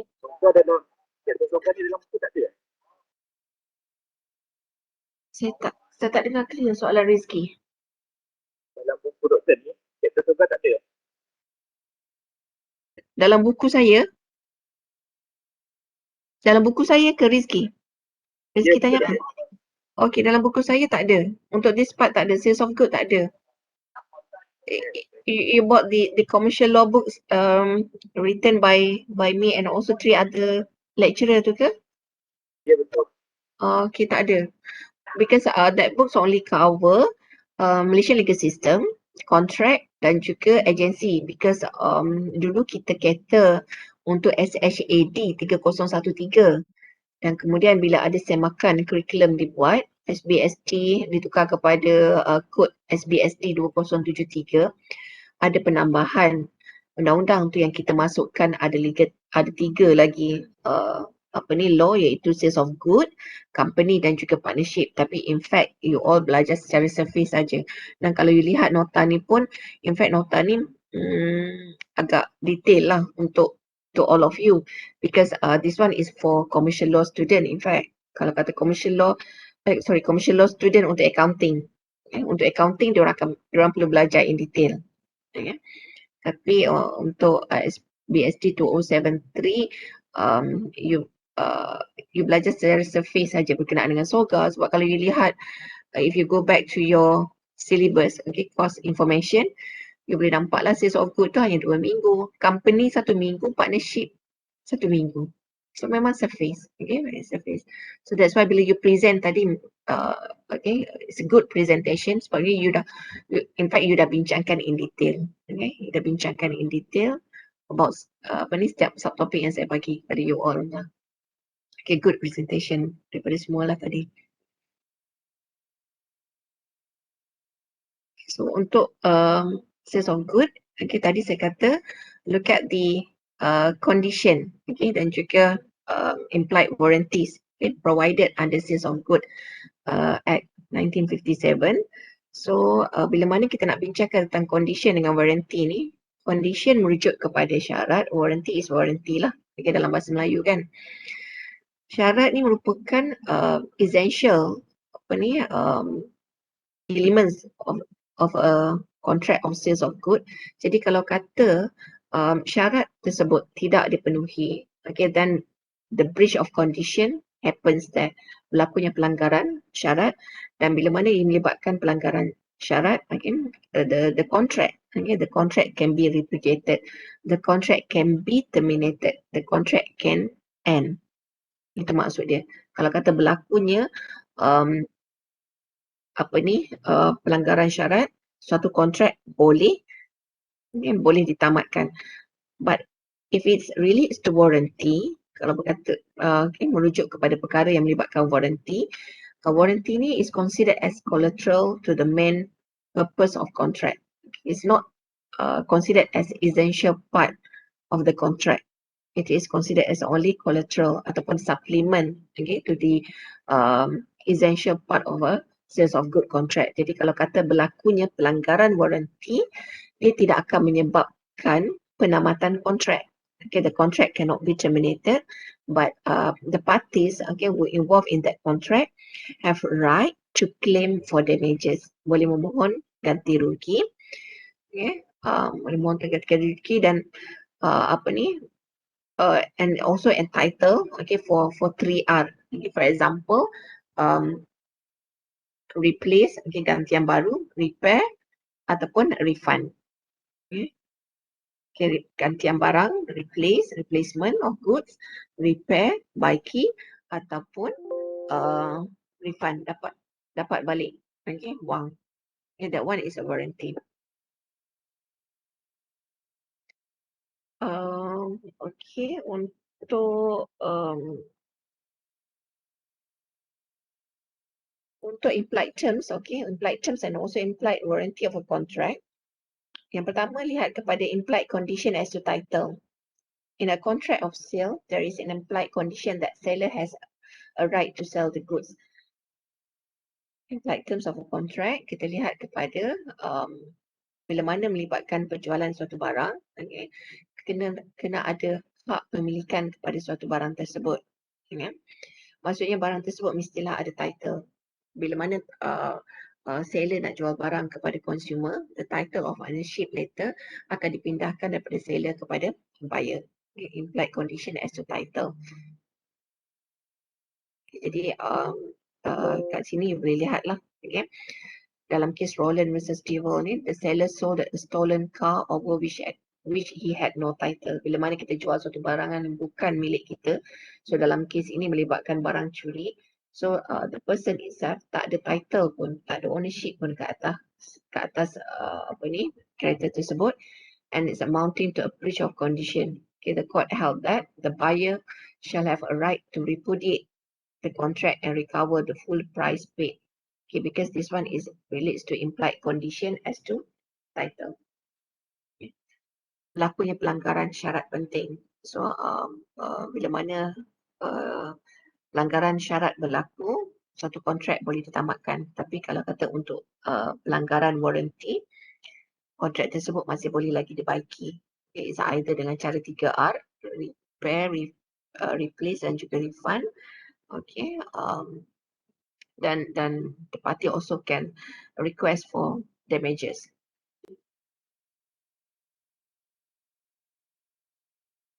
Okay, implied warranty that the buyer shall have and enjoy quiet possessions of the goods. So you please pay attention for this part, okay, untuk final exam nanti. Okay, implied warranty that the buyer shall have and enjoy quiet possessions of the goods. Jadi bila mana kita beli suatu barangan, it's our right lah. Kita nak enjoy macam mana pun tak ada halangan lah. Because the title of ownership has been transferred from seller to the buyer. Bila mana kita beli barang, tak kira lah macam mana kita nak pakai pun tak ada isu dah. So the seller tak ada hak untuk melarang kita nak guna pakai barang tersebut macam mana. So kalau kata kita beli tudung, kita nak guna pakai tudung tersebut, nak buat fashion apa, nak guna pakai, that one is considered as enjoy quiet possession of the goods. Maksudnya hak kita untuk enjoy. Okay, untuk enjoy barang tersebut. And implied warranty that the goods, okay, free, okay, that the goods are encumbered, okay, means that free from any charge or encumbrance in favor of any third party. Jadi tak ada charge apa-apa lagi, tak ada extra charge. Okay, bila mana kita melibatkan pembelian suatu barangan, tak boleh ada extra charge. Okay. Unless that extra charge tu dah kita mentionkan masa negotiation ataupun discussion or dealings of the goods sebelum berlakunya penjualan suatu barang lah. Okay, implied condition that in sale of goods by description, the good must correspond with the description. Okay, kalau kata kita beli suatu barangan berkenaan berdasarkan description, maka barangan tersebut mestilah selari ataupun in line with what we have request. Jadi kalau kata kita nak baju, okay, kita buat satu tempahan baju and we give a full description, baju kita ni nak macam mana, berapa butang ke, ada sulaman dan sebagainya. Okay, so it must follow what has been described lah. And implied condition that the goods must be reasonably fit for the purpose for which the buyer wants them. Okay, bila mana kita beli suatu barangan tersebut mestilah sesuai untuk digunakan. Jadi kalau kata barang yang kita beli. For example, kita beli um, apa ni? Kita beli kursi urut lah. Okay. That massage chair must give us comfortable, and also it helps us in apa ni, menghilangkan sakit-sakit badan. Bukannya bila mana kita gunakan massage chair tersebut menyebabkan kesakitan ataupun kita suffer selepas tu. So that one kita katakan that goods, okay, not fit, okay, for the purpose. Jadi bila mana kita beli suatu barangan tersebut mestilah sesuai untuk digunakan. Jadi kalau kata barangan yang kita beli mendatangkan kesan yang buruk kepada kita, so the seller, okay, apa ni, the seller boleh disaman, okay, di mana pembeli okay, boleh dapatkan ganti rugi lah. Dan implied condition as to merchantable quality. Suatu barangan yang dibeli mestilah suatu barangan yang boleh didagangkan dan juga berkualiti. Jadi kalau kata barangan tersebut tidak boleh didagangkan, maksudnya tak sesuai untuk dijual. So that one is considered as apa ni, against the Sale of Goods Act. Okay, nanti kita cuba lihat contoh soalan lepas, okay? Then you can look at what kind of implied terms that you can apply, okay, referring to that question. And implied terms yang seterusnya ialah sale by sample. Jadi kalau kata kita terima satu sampel barangan dan sampel tersebut sesuai dengan kehendak kita dan kita beli, seterusnya kita buat pembelian berdasarkan sampel, the goods that we receive later must be correspondent with the sample. Kalau kata tak correspondent with the sample, then the buyer, okay, entitled for damages from seller, dan juga we also have right for 3R tadi, okay, replace, refund dan juga repair. Itu yang penting untuk final exam. Okay, so the rest tu you boleh baca sendirilah. Okay, passing of property, passing of title dan sebagainya. But since kita dah apa ni, exam just around the corner, so kita just fokus untuk apa yang keluar untuk final exam. Mungkin kita boleh lihat terus, okay, soalan semester lepas.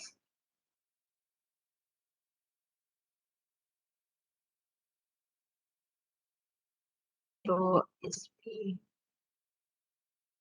2073.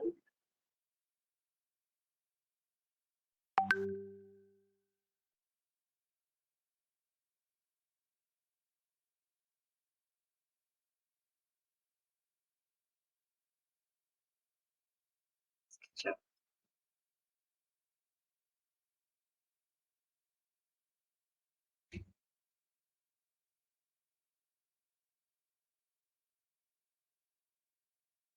Okay, boleh nampak sharing class? Boleh Doktor, boleh. Okay, this one paper semester lepas. Okay, semester lepas masih dalam bentuk online. So ada part 1 and part 2. So for this semester, okay, dalam bentuk face to face, you boleh lihat 5 soalan terus. Means that you boleh go through 5 questions and then decide 3 soalan mana yang you nak jawab. Tapi untuk semester sebelum ni, okay, kita bahagikan soalan kepada part 1 and part 2. And then for this semester, okay, face to face, you perlu menjawab dalam masa 2 jam 15 minit. Okay, 2 jam 15 minit. So satu set soalan 20 markah. Jadi 2 jam 15 minit you kena bahagikan masa untuk menjawab tu betul-betul lah. Okay, please observe your time. Jadi kalau kata 2 jam 15 minit, 45 minutes for every set of question. Sebab 3 soalan kan. Sebab 3 soalan daripada 5 soalan. Jadi jangan apa ni, drag too much time untuk satu soalan sampai you tak sempat nak jawab soalan yang seterusnya. Tak ada lagi masa yang lebih lah. Kalau kata before this, during, kalau you lihat kat sini, during online exam before, soalan bahagian part pertama ni 2 jam untuk jawab 2 soalan. So it almost 1 hour untuk satu soalan, because we consider that manalah tahu ada masalah connection ke, at that time student tak boleh nak buka soalan dan sebagainya, so we consider that extra time. Jadi soalan yang sepatutnya dijawab satu set soalan 45 minit, kita bagi masa lagi 15 minit masa tambahan. So during face to face ni dah tak ada dah. Satu set soalan ni you kena jawab 45 minit. Okey, kita lihat soalan yang pertama. Okey, ini bab contract, law of contract. Nampak soalan tak? Nampak doktor, nampak. Nampak doktor. Yang sekejap ya terjemahnya ni. Okay, so you can snap the question lah. Okay, boleh snapkan soalan. So soalan yang pertama ni berkenaan dengan law of contract. Every agreement in restraint of trade is prima facie void whether it is partial or general on grounds of public policy, and it can only be justified if it is no wider than is reasonably necessary in the interest of both parties and public. Discuss and comment on the above statement of law with the help of the decided cases. Okay, 10 marks, 10 markah. So soalan ni kita katakan soalan direct question. Baca soalan tu you dah tahu dah soalan nak apa. Okay, bincangkan berkenaan dengan agreement in restraint of trade. Letaklah nota, okay, berkenaan dengan agreement in restraint of trade. Bincangkan section berapa ni agak ni? Masih ingat lagi? Kita ada 3 types of void. Okay, this one is jatuh bawah tajuk void agreement. Okay, bawah void agreement kita ada restraint of marriage, restraint of trade dan juga restraint of legal proceeding. So section, okay, this one is section 28. Agreement in restraint of trade. So bincangkanlah berkenaan dengan section 28, masukkan case Ringlesworth versus Anthony Wilson. Okay, dan juga bincangkan berkenaan dengan kita tahu bahawa bila mana the principle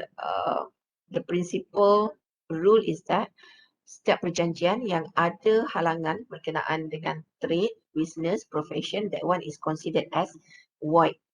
Tapi ada exception for that. Okay, sekiranya perjanjian tersebut melibatkan halangan di mana masih wujudnya perkongsian ataupun juga sekiranya ia melibatkan nama baik. So bincangkanlah berkenaan dengan general principle dan juga exception. Okay, both tu kena bincangkan. Okay, to get 10 marks here. Okay, soalan yang kedua, soalan B here. Okay, from the topic of law of contract 2. Iqbal, a businessman whose business ran into difficulties and he incurred a considerable financial loss. He was pressed by his creditors for the repayment of loans borrowed for his business. He approached his business consultant Ikram for advice. Iqbal trusted Ikram and had on other occasions confided his personal problems to him. Ikram advised Iqbal to sell a lot of his land at Utama Heights to settle his debts. Later, Ikram offered to buy it himself at 500,000 without disclosing to Iqbal that it was worth at least 3 times that amount due to its location and prospect of that land. Iqbal sold the said land to Ikram for Rm 500,000 because he think that there was no way out at that time other than offer from Ikram. After a few months, Iqbal discovered the truth and wants to set aside the contract. Okay, advise Iqbal, discuss your answer with reference to the Contract Act 1950 and relevant cases. Okay, so this question fall under which topic? So kalau kata soalan macam ni, short scenario ni, you kena baca, figure out what is the issue, extract out the correct issue before you apply rule apa yang nak diguna pakai. So this one fall under topik apa? Okay, kalau atas tadi void, okay, this one kita nampak ada relationship here in between Iqbal dan juga Ikram.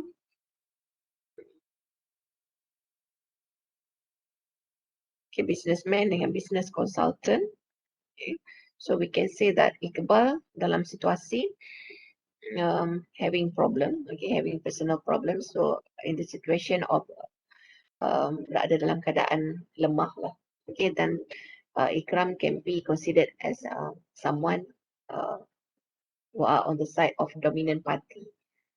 Okay. Jadi kita nampak dekat sini Ikram take advantage over Iqbal yang ada masalah. Okay. So this question fall under the topics of voidable contract, and it is relates to the elements of undue influence, pengaruh tak berpatutan. Pengaruh tak berpatutan sebabnya rumah yang dijual oleh Iqbal kepada Ikram tu dengan harga 500,000 sebenarnya can be sell 3 times. Okay. Boleh dijual dengan 3 kali ganda harga. Tapi memandangkan Iqbal dalam keadaan terdesak, so dijual pada Ikram. Dan Ikram ni nampak possibility dia mana dia boleh dapat keuntungan yang lebih, because he know that the location dan juga prospect of the land, you know, sebenarnya higher than that. Okay. So you can discuss again this question. Refer to undue influence, pengaruh tak berpatutan, section 16, subsection 1. Okay. Define apa itu pengaruh tak berpatutan here, section 16, subsection 2, section 16, subsection 1 tu, di mana you kenal pasti bahawa ada pihak yang lemah kat sini, Iqbal, and then Ikram is considered as a dominant party who take advantage over the weakness, okay, person, and ada relationship juga di antara keduanya, di mana Iqbal is a businessman who having problems right now, and Ikram is business consultant where Iqbal trust Ikram, ada fiduciary relationship there, and bila mana Iqbal nak bawa case against Ikram, dia kena buktikan dia dia kena bawa, dia bawa case ke mahkamah, section 16 subsection 3 menyatakan bahawa bukan Iqbal yang kena buktikan bahawa wujudnya pengaruh tak berpatutan, tapi Ikram have to defend himself and present to the court that he is free from undue influence, section 16 subsection 3. Dan untuk membatalkan kontrak tersebut, sebab kita tahu bahawa this contract having an element of undue influence, maka this contract can be avoidable contract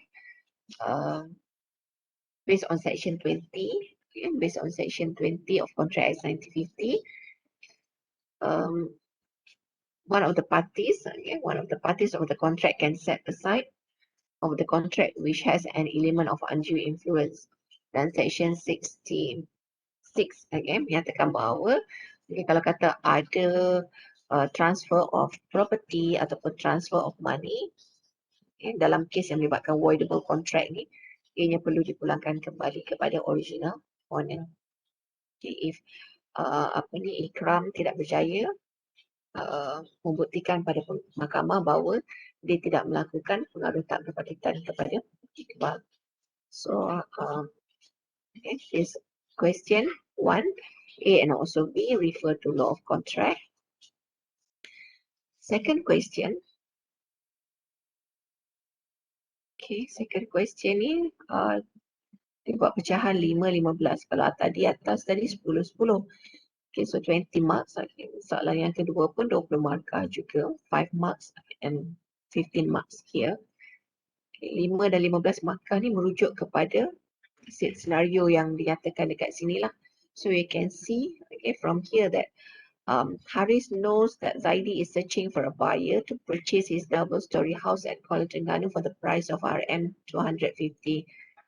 Okay, incidentally, Haris met Imran, his old friend who just moved to that area, and he is looking for a suitable house for his family.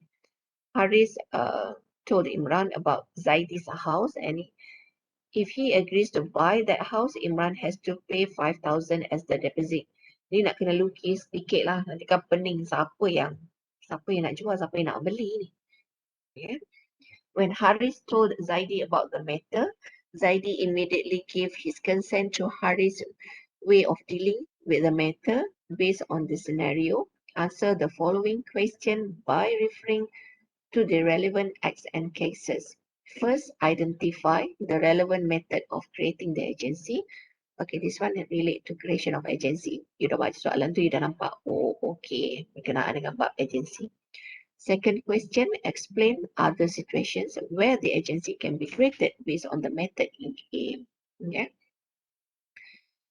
So, nak kena lukis. Sekarang ni nak tahu creation of agency apa yang nak diguna pakai. Okay, because we have several creation of agency. Implied, express, creation of agency, necessity, ratification, estoppel. So kalau kata berdasarkan soalan ni, apa agaknya? Kena lukis ni ha. Siapa yang agent, siapa yang principal ni? Haris knows that Zaidi is searching for a buyer. Haris tahu bahawa Zaidi tengah cari pembeli untuk rumah dia. Okay. Rumah dia di Kuala Terengganu dengan harga RM250,000.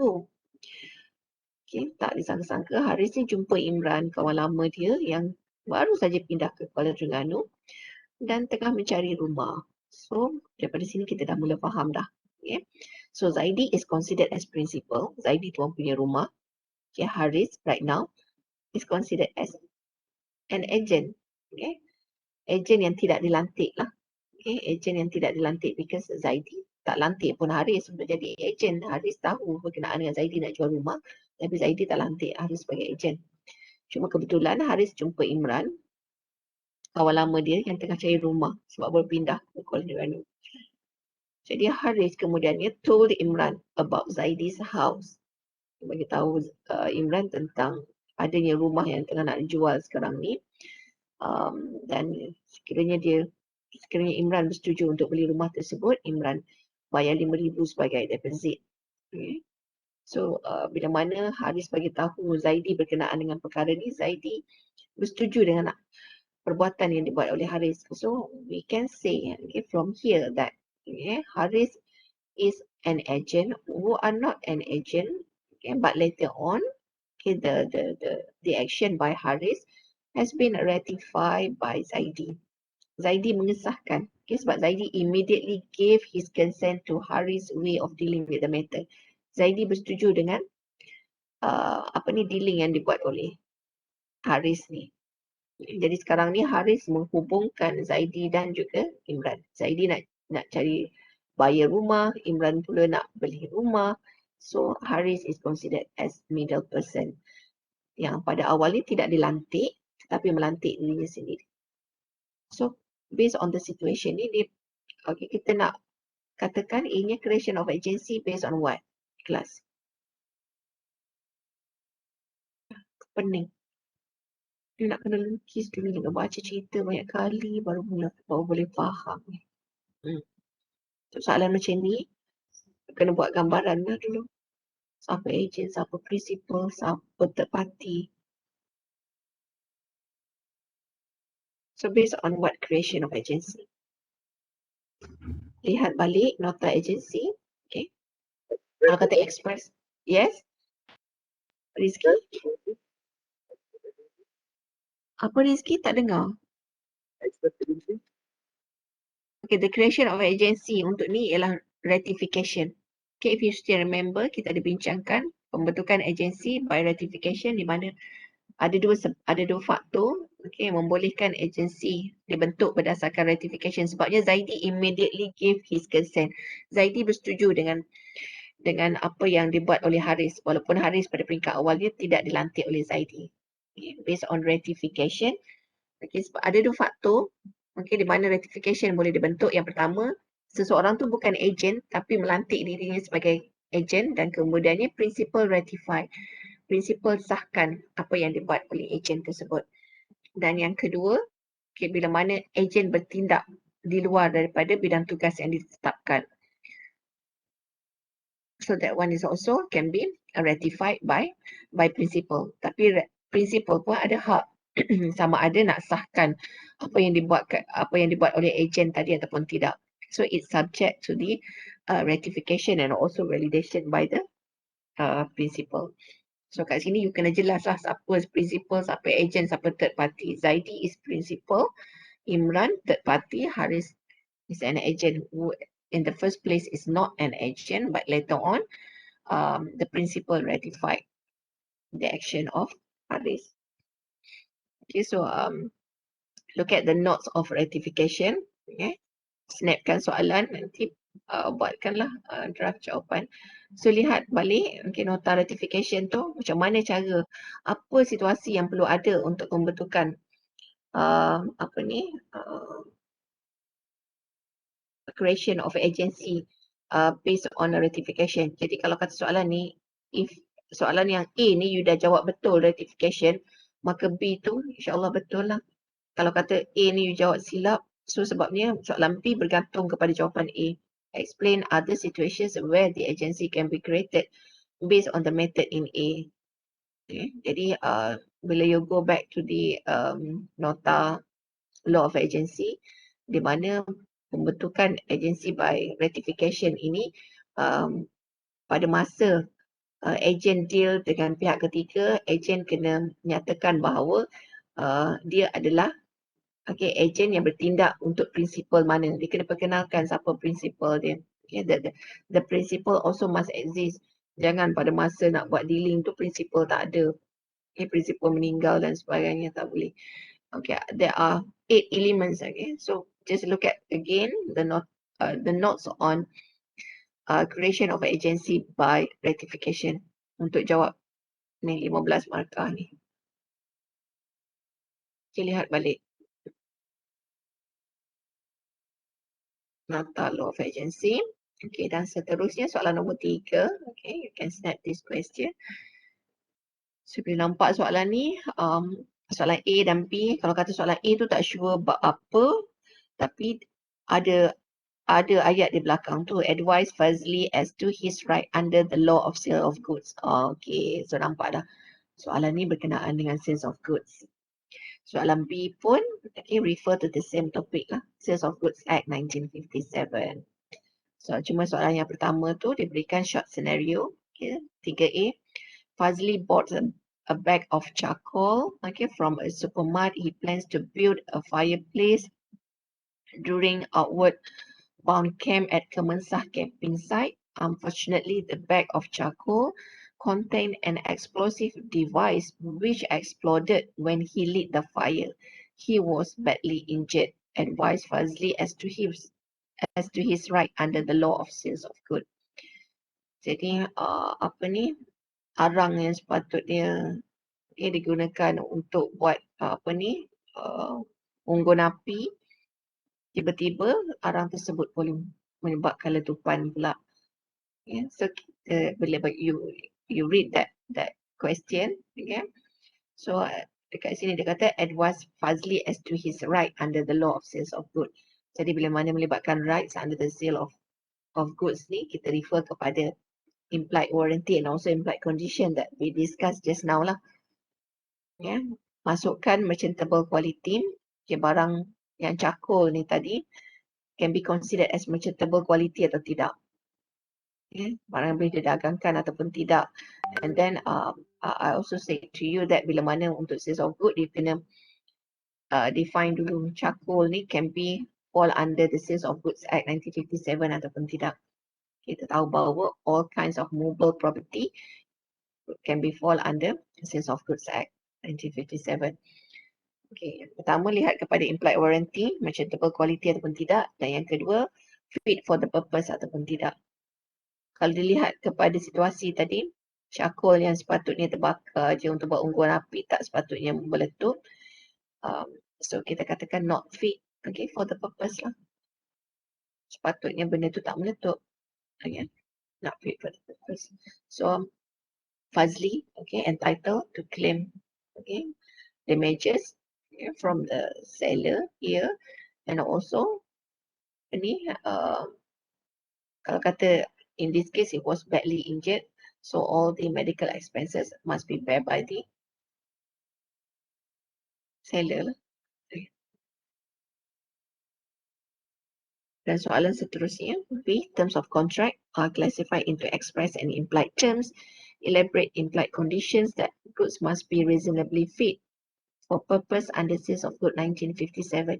So kalau lihat ni, soalan B ni kira macam bonus mark lah. Cerita balik berkenaan dengan fit, okay, reasonably fit for purpose, implied condition that goods must reasonably fit for purpose under Sales of Good 1957. Give one example to illustrate a breach of condition that goods must reasonably fit for purpose. Cuma nak kena bincangkan in detail, nak kena masukkan case, okay, berkenaan dengan reasonably fit for the purpose.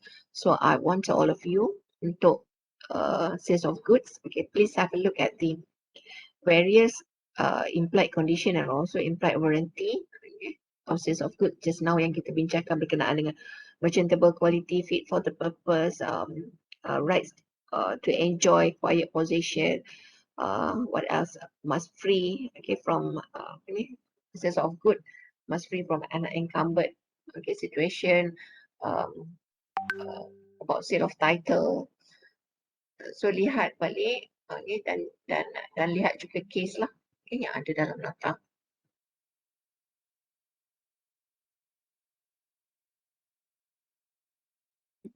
Okay, kita pergi kepada soalan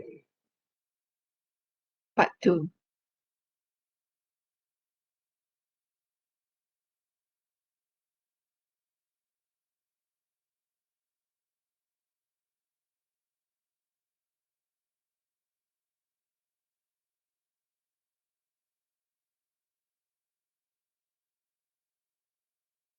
Sekejap.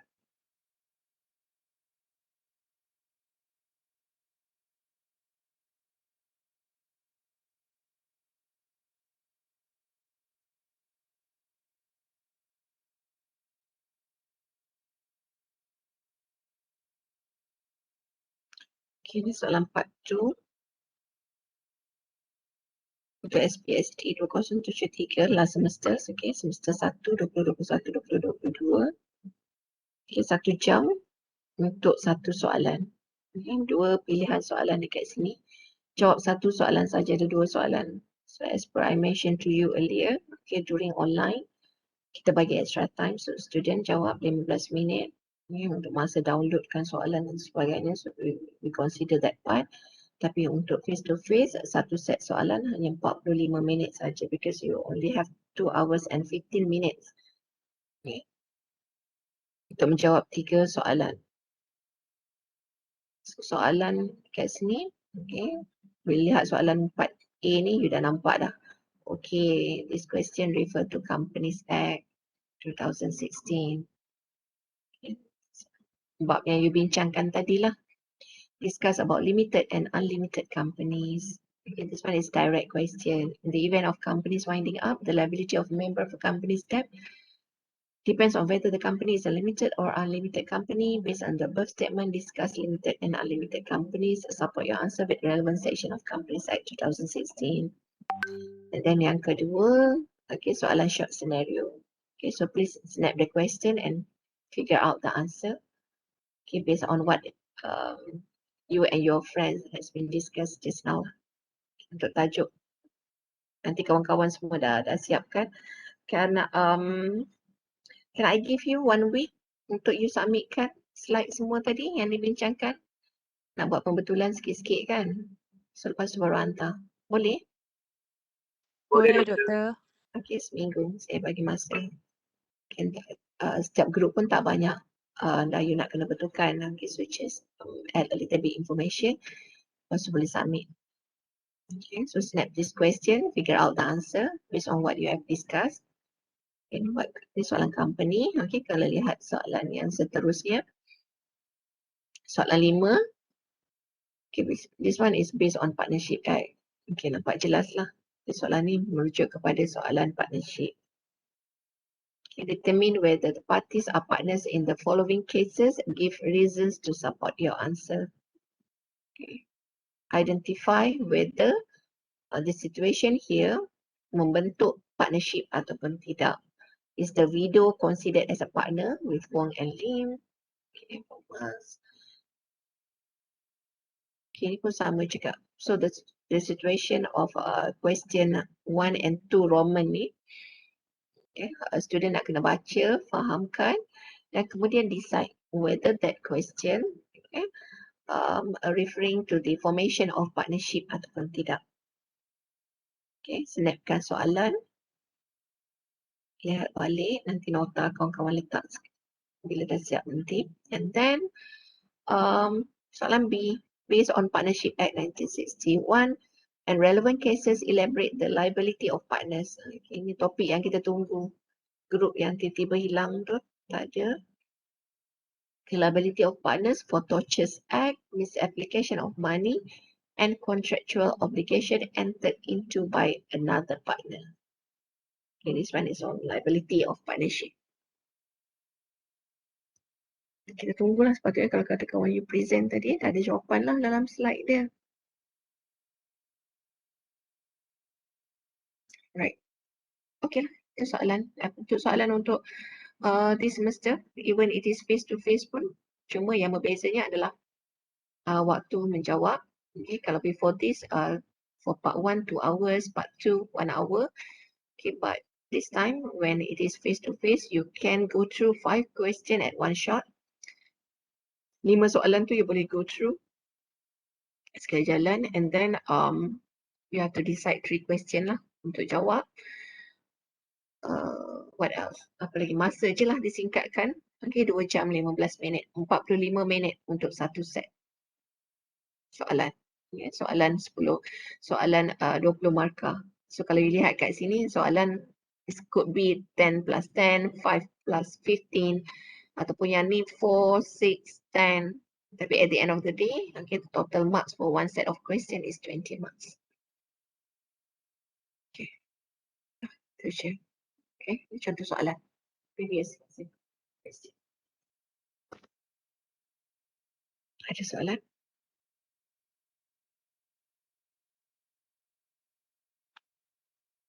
Sekejap lagi saya share attendance. Okay. Google form. Do you already see? But in fact, saya pun dah ambil secara manual juga. Okay, those yang present semua ada 14 pelajar, 3 orang berada.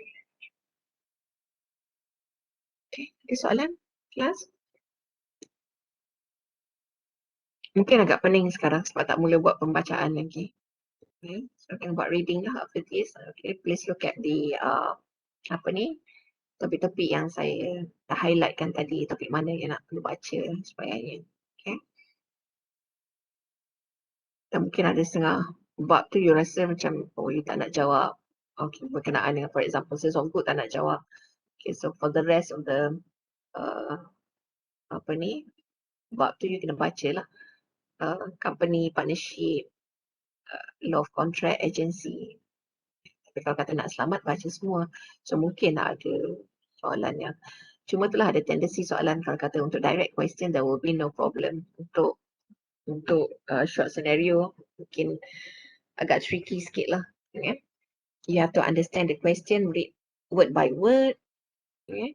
Kena baca setiap apa ni, baris perkataan, because every word tu akan bagi you clue. Okay. Apa isu ataupun permasalahan yang ada dalam soalan tersebut. Bila you dah jumpa isu yang betul, insyaAllah the application of rule pun insyaAllah betul lah. Okay, you nak applykan rule apa tu, you are clear lah. Tapi kalau kata you are not able to figure out the exact issues, akan ada masalah. Okay, untuk you tentukan apa prinsipal yang nak guna pakai untuk selesaikan masalah kes tersebut. Okay, because you yourself nanti akan jadi lawyer dan juga hakim untuk decide the question.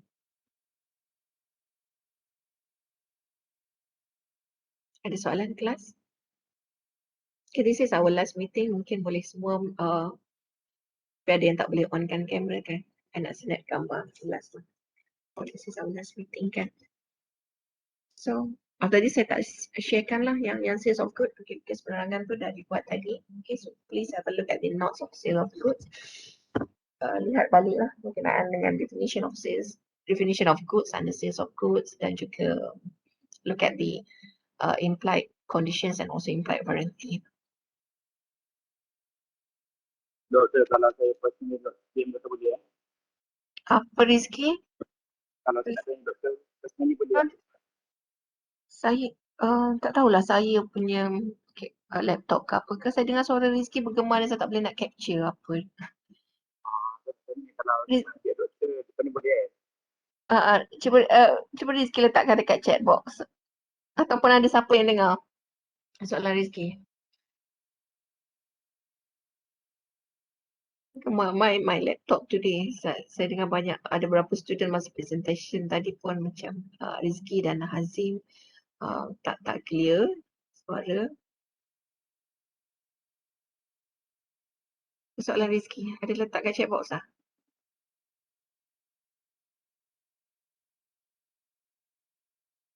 Kalau saya PM doktor, oh okey, boleh. Alright, thank you doktor. Ada soalan lain before we dismiss? Okay, come on, last lah. Boleh bukakan video sekejap. Saya capture kan. Kalau yang tak boleh tak apa. Foto saya dapat lah.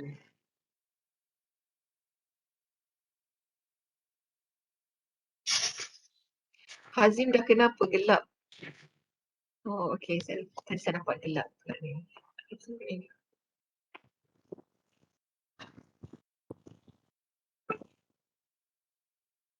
Okay, ada yang tengah drive ni. Hasmira tengah drive lagi.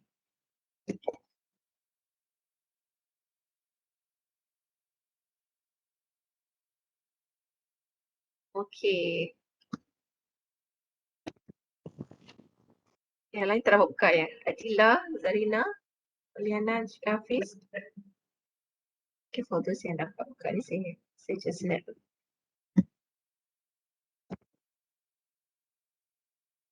Tapi kenapa keluar Garfield tiba-tiba dekat Haziq tu? Ke saya je yang nampak gambaran macam tu?